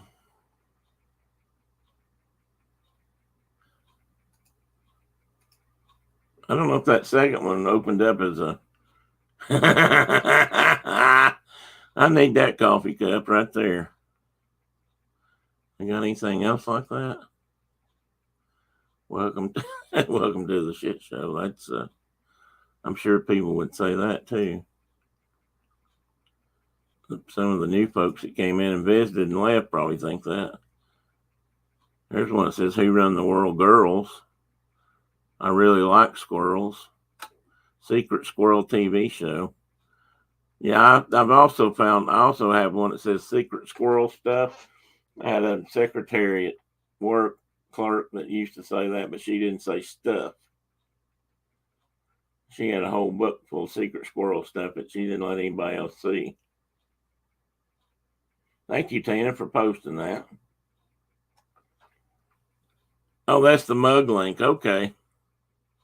Well, you can copy and paste if it doesn't work on your screen. I'm sure.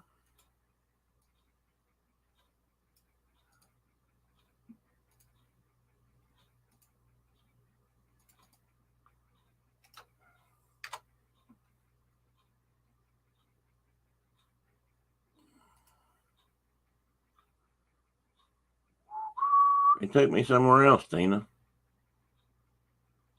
Oh, well, I can find it though now. Thank you. My aunt was called Nellie, but her given name was Ellen.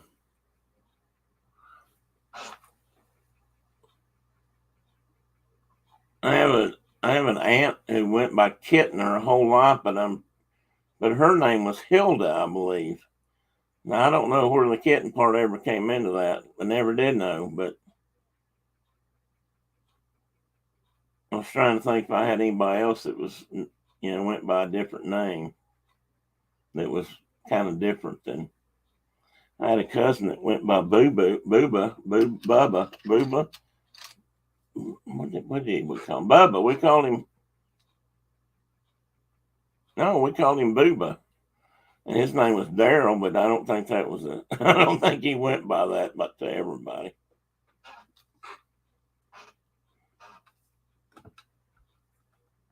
Oh, you had to split it. Okay, I got you. I got you.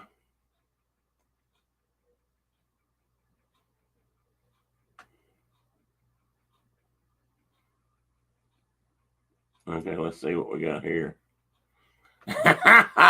Squirrel State University. Oh my goodness. I should get some of these and send them out to all my friends. Having completed and fulfilled the required courses of study and discipline and upon the recommendation of the president, faculty, staff, and administration at the university, okay, hereby awarded the degree of doctorate of squirrels with all the rights, honors, and privileges thereof. Jeff Fox Squirrel and Douglas Squirrel, Dean of Trustees.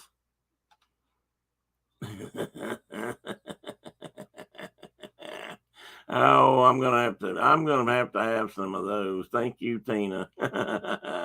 I'll have to get those and hand them out. I'll have to. Someday you're gonna see that in your magic mail. I can promise. Grandma was Peg, but name was Margaret. Never did get that. I don't either. That's another interesting. Mike sometimes goes by a different name. What is that, Diana? Can you? Well, this is an open channel. You can say whatever you need to, or you can use appropriate code words. I have a different name too. In fact, I have several different names, but I'm not going to say them.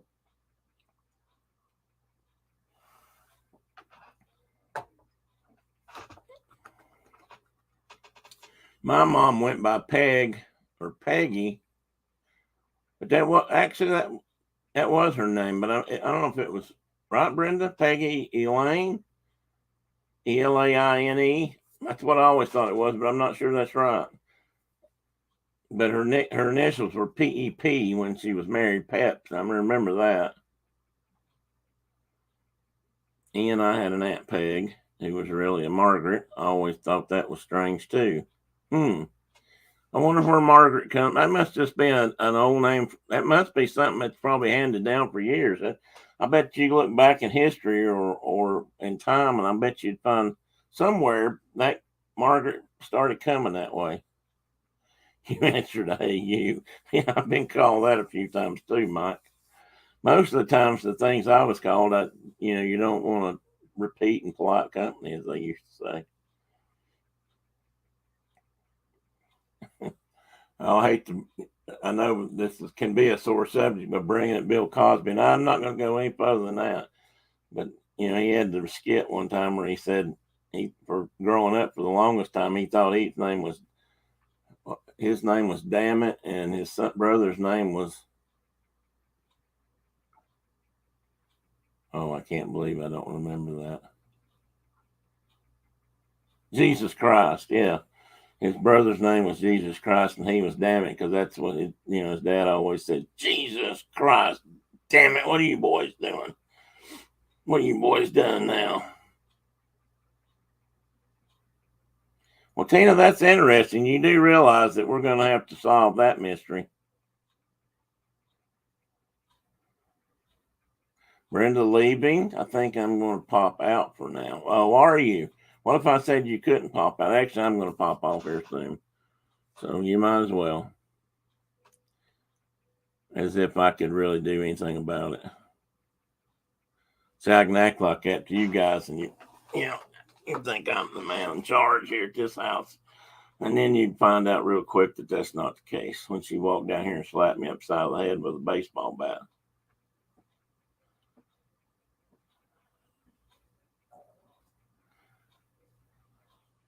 Again, I don't want to start a political or a news type topic right now, but I think of Tina all the time when I see there's a guy who's a lawyer, I think, might have been a former president's lawyer who's been on the hearings lately.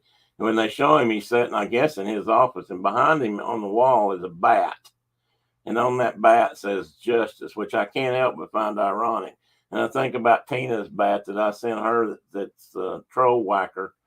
And, I guess I can also get those and put squirrel knocker on them.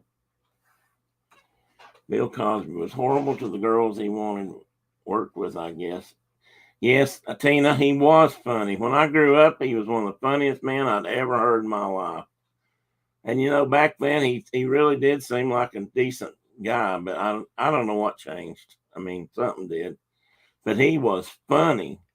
His stories about Fat Albert and the gang and whistling on the way home in the dark after the movies, and because whistling music keeps the monsters away, so it's always best to keep your music with you.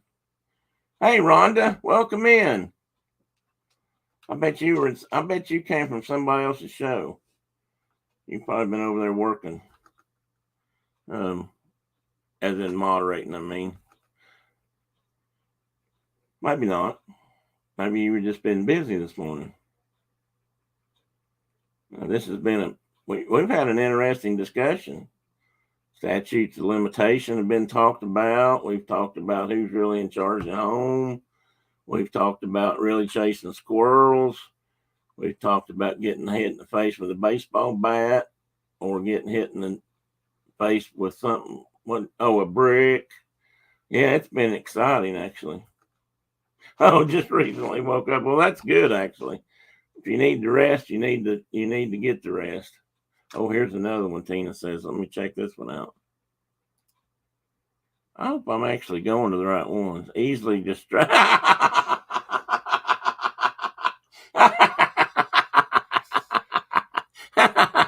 Tina, that might be the best one yet. Oh, I definitely need one of those. There's one that says squirrel lives matter. Easily excited by squirrels. Easily distracted by airplanes. I have that problem too. There's one that says the squirrel whisperer. I bet this won't paste in either. It's too long.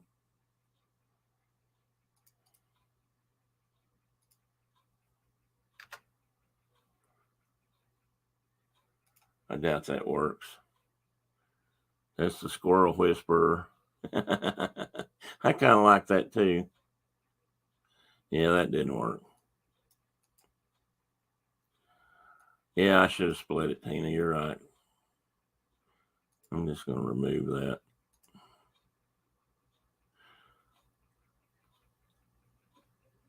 But it is kind of funny. Oh, I need to take that off the screen too. Hey, John, you're back. Or maybe you didn't leave yet. That's right. You came back already. Where did I see that?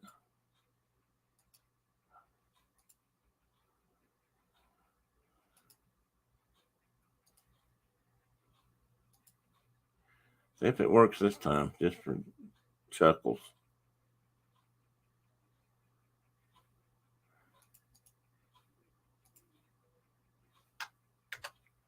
No, it's not. I copied it too. I did it wrong again. Oh no, I lost you guys. Where'd you go? No, maybe it did work that time. Yeah, we're shopping for squirrel merch. I opened up a whole new world of.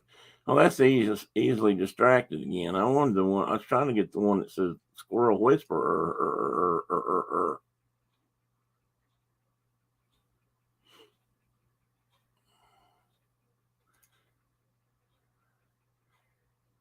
I'll show you.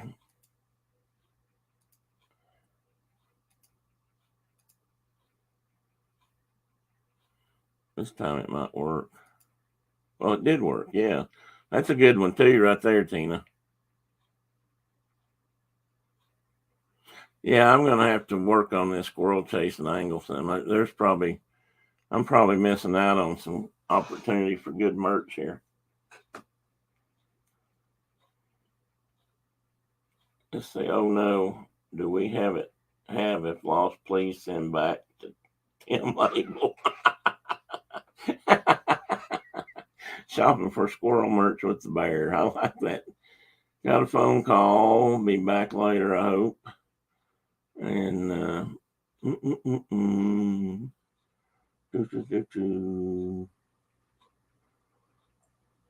yeah, later, Tina. If we're here, if I'm not, we'll see you somewhere. I'm sure on the internet.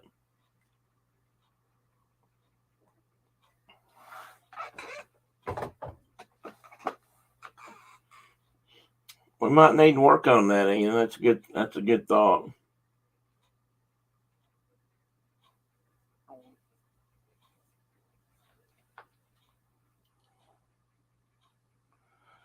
Almost looks like it's gonna rain here. We could use it too. Our grass is really dry. Brenda had some plants she was watering out there the other day, and there's a little tree we've got in a pot or a bush, and it was dried up like cornflakes. She's not in here now to answer. I don't know if it recovered after she watered it or not. It just seemed like it got dry overnight. That's even with the humidity we've had.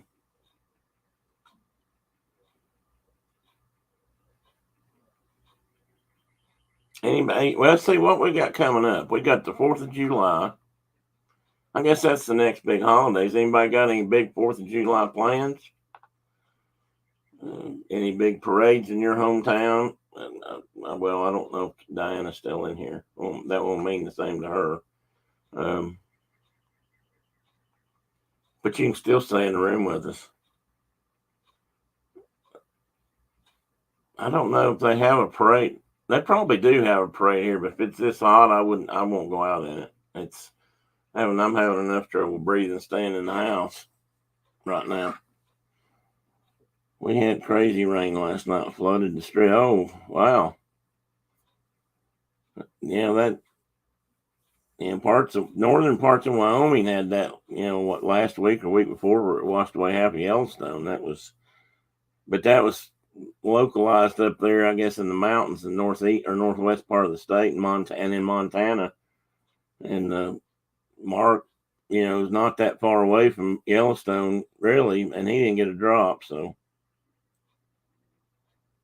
Carol says they have an okayest parade here. We'll probably go. Is that in? What about Detroit itself? I'm guessing you're talking about Ann Arbor or somewhere in the outskirts, but no 4th of July plans for Ian. Saving up for 17th of July. Oh, a Disney trip. Cool. Well, that'll be fun.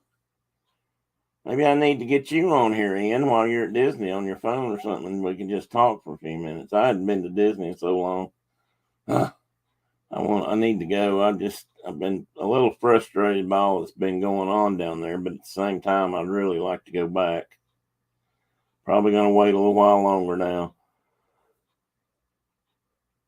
I thought we talked about going, early this year in January or February, but we didn't, so I don't know.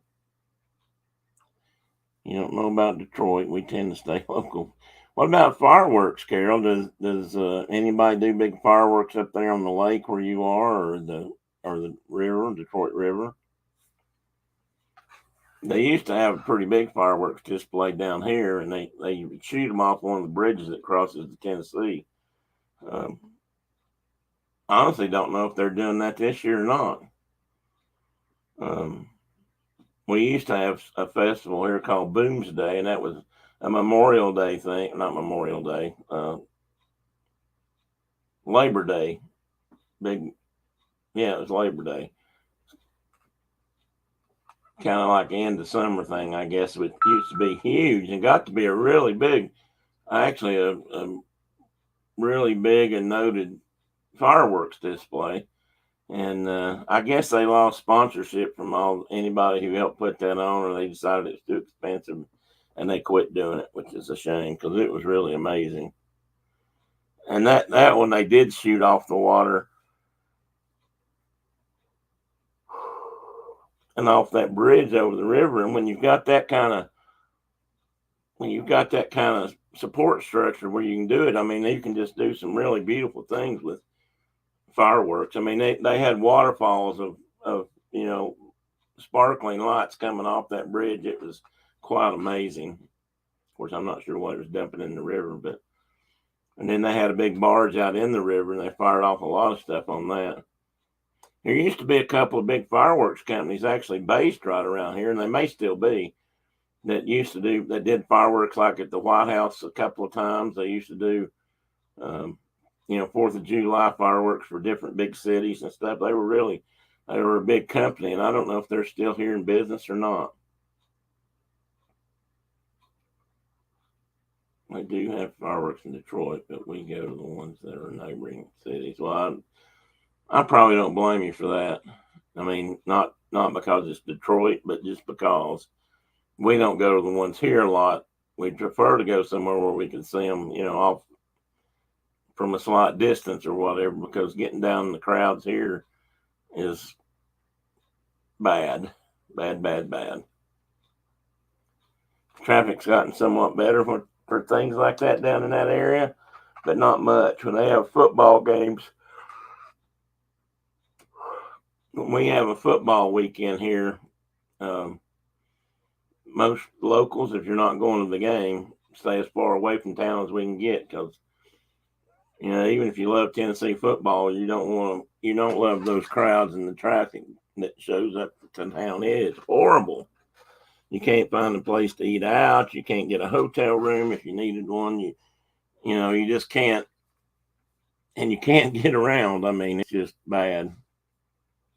Brought my dad down one time, and my brother. We went to a ball game. I don't remember which one of us. I guess I had the tickets, and they came down, and we went to the game, and getting there and parking and going in, walking in wasn't too bad. But on the way out, my dad just about went crazy because it took us forever to get out of the area we were in, and I think that kind of ruined the whole thing for him. I don't think he ever came back to go to a football game. It just, I'm sure Michigan's the same way, Carol. At least I would imagine it is. Since you guys have I guess you have the biggest stadium now in the country. Tennessee used to, and then Tennessee and Michigan kind of battled back and forth. And I guess Michigan was able to go taller, go higher, go wider, do something because they got more. I'm pretty sure you guys have more seats now officially than we do. Tennessee held 100 and something thousand people back when most stadiums wouldn't even get close.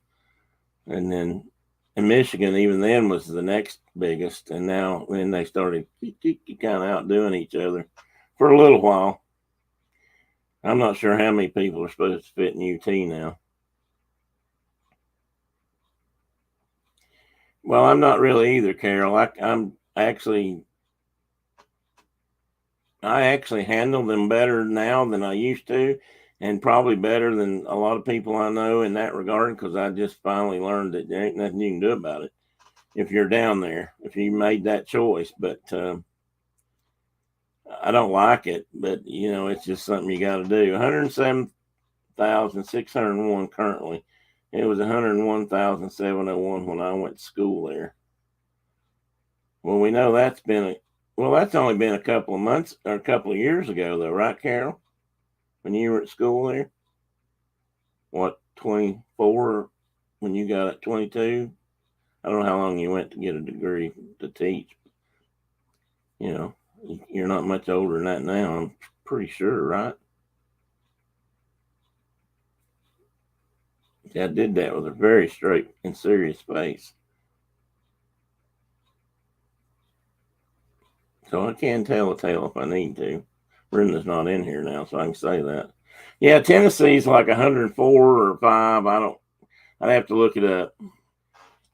Well, I can do that real quick.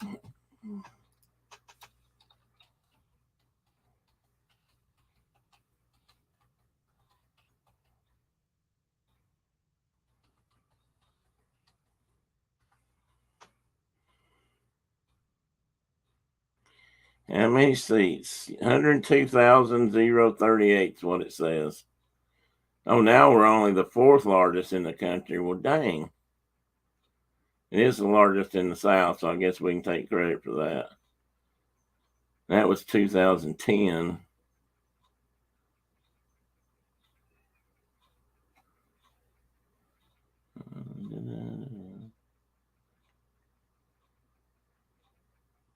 Yep, the largest in the U.S. is Michigan. It's Michigan, Beaver Stadium, Ohio Stadium. Well, this says Kyle Field. That's not Tennessee.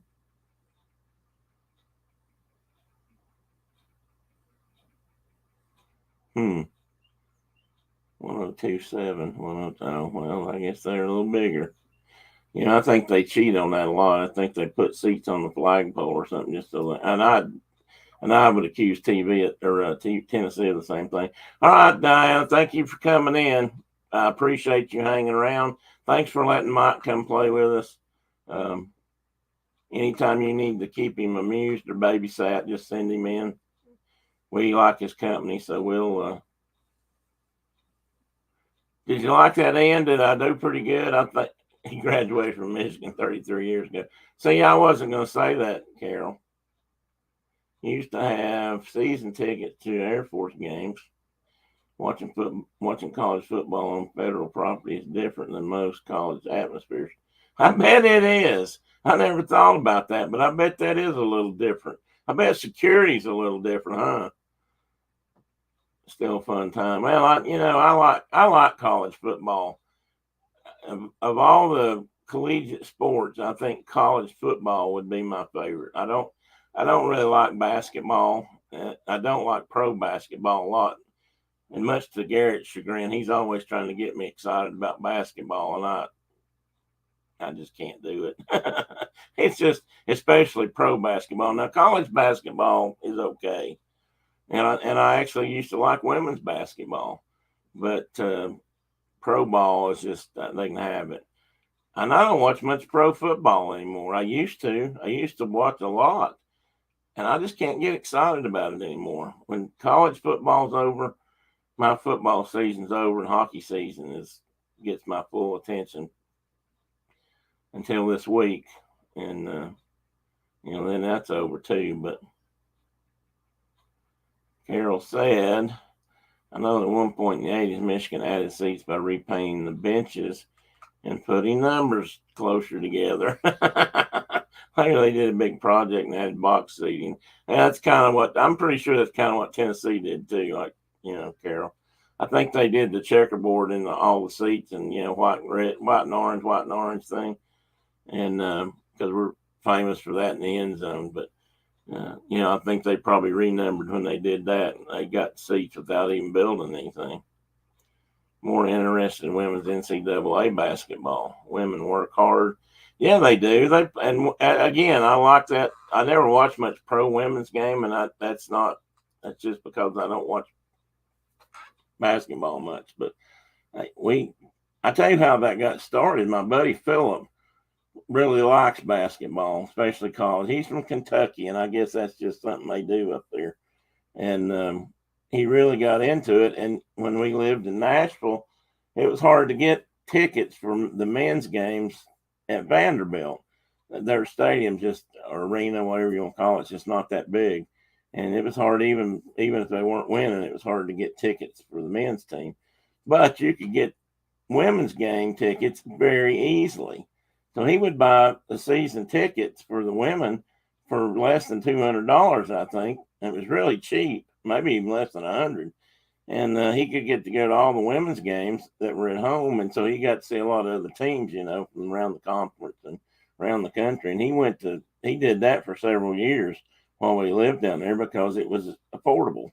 And I went with him a couple of times myself, and just to go. And they play a good game. They play a hard game.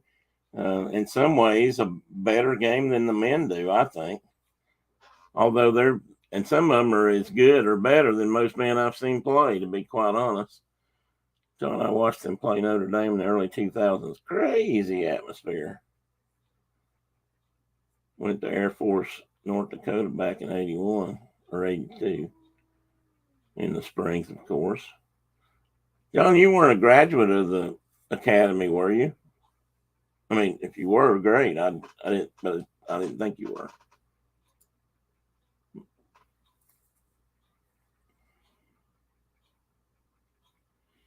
Of course, if you grew up around here, Pat Summit was, like a god or a goddess when it came to women's basketball. Actually, basketball. Period.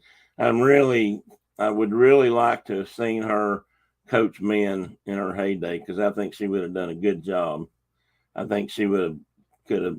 Tennessee was really stunt for a long time in basketball. I think she could have whipped them into shape. I think she was fair, but I also think she was strict and what's the word I'm looking for? She was definitely very smart when it came to strategy and basketball in general. And what was the word I'm looking for? I think she ran a tight ship. I know that all her girls, she used to say, and that's how she referred to them, not to be slighting anyone, but she used to require them to make good grades in classes. She expected them to go to class. She expected them to then come to practice and work hard and practice hard, study hard, and the whole bit. She didn't let them off easy. All right, time for me to get things done. Great to chat with all of you. Thank you, Tim. Well, wait a minute, Carol. Wait a minute. Hey, you want to say bye to Carol? You want to say bye to Carol? Come here. Don't complain too much, okay? Don't be a good boy. Don't be an ugly boy. Look up there. Say hi. Say hi, Miss Carol. Bye-bye. He would like to say he would send you a card for being his fan club president, Carol, but he can't write. And he gets very upset about that. He tries. He can make some marks on the paper, but he can't spell.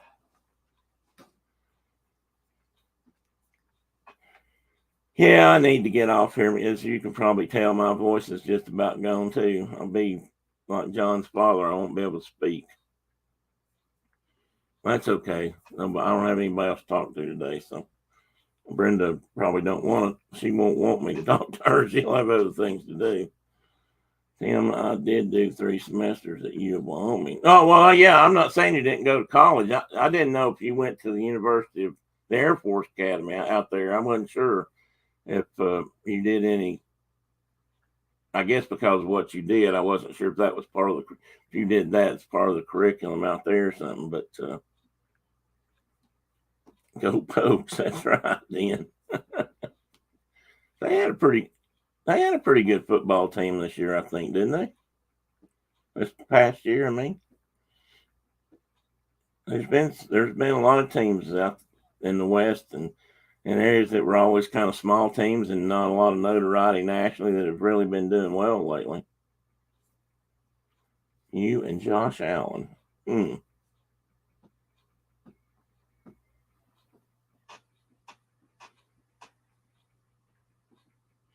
Were you having to? Well, I'm not. The Air Force Base wasn't that far from there, though, is it?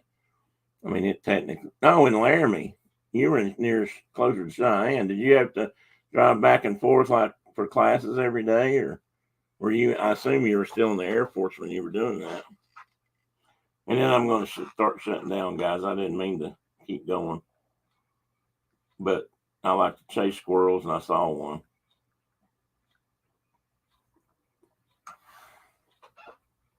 Oh, Rhonda, your day might be behind, but just take all the fun wisdom you've learned here today and put it to good use and whistle while you work and have a smile about squirrels.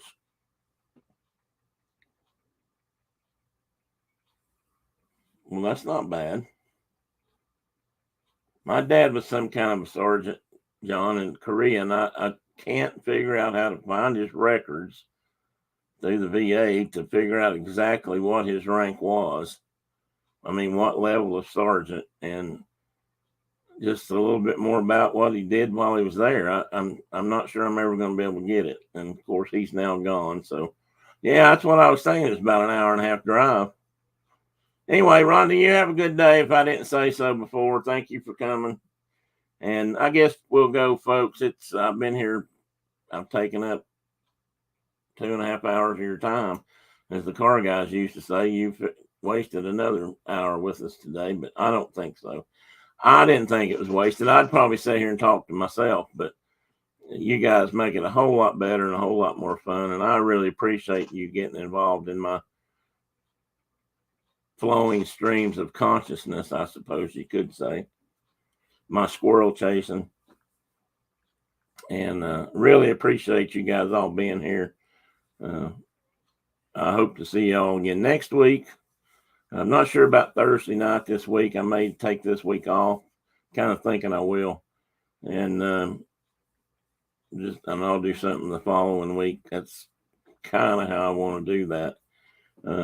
But anyway, I'll let you know. And so watch your squirrels. Be safe out there, guys. And if the creek don't rise, we'll see y'all again next week. Bye-bye. You've amused me for a quarter of my day. Well, good, Ian. I'm glad I was useful.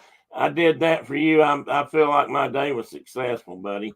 I appreciate that. See you guys later. Have a great weekend. What's left of it.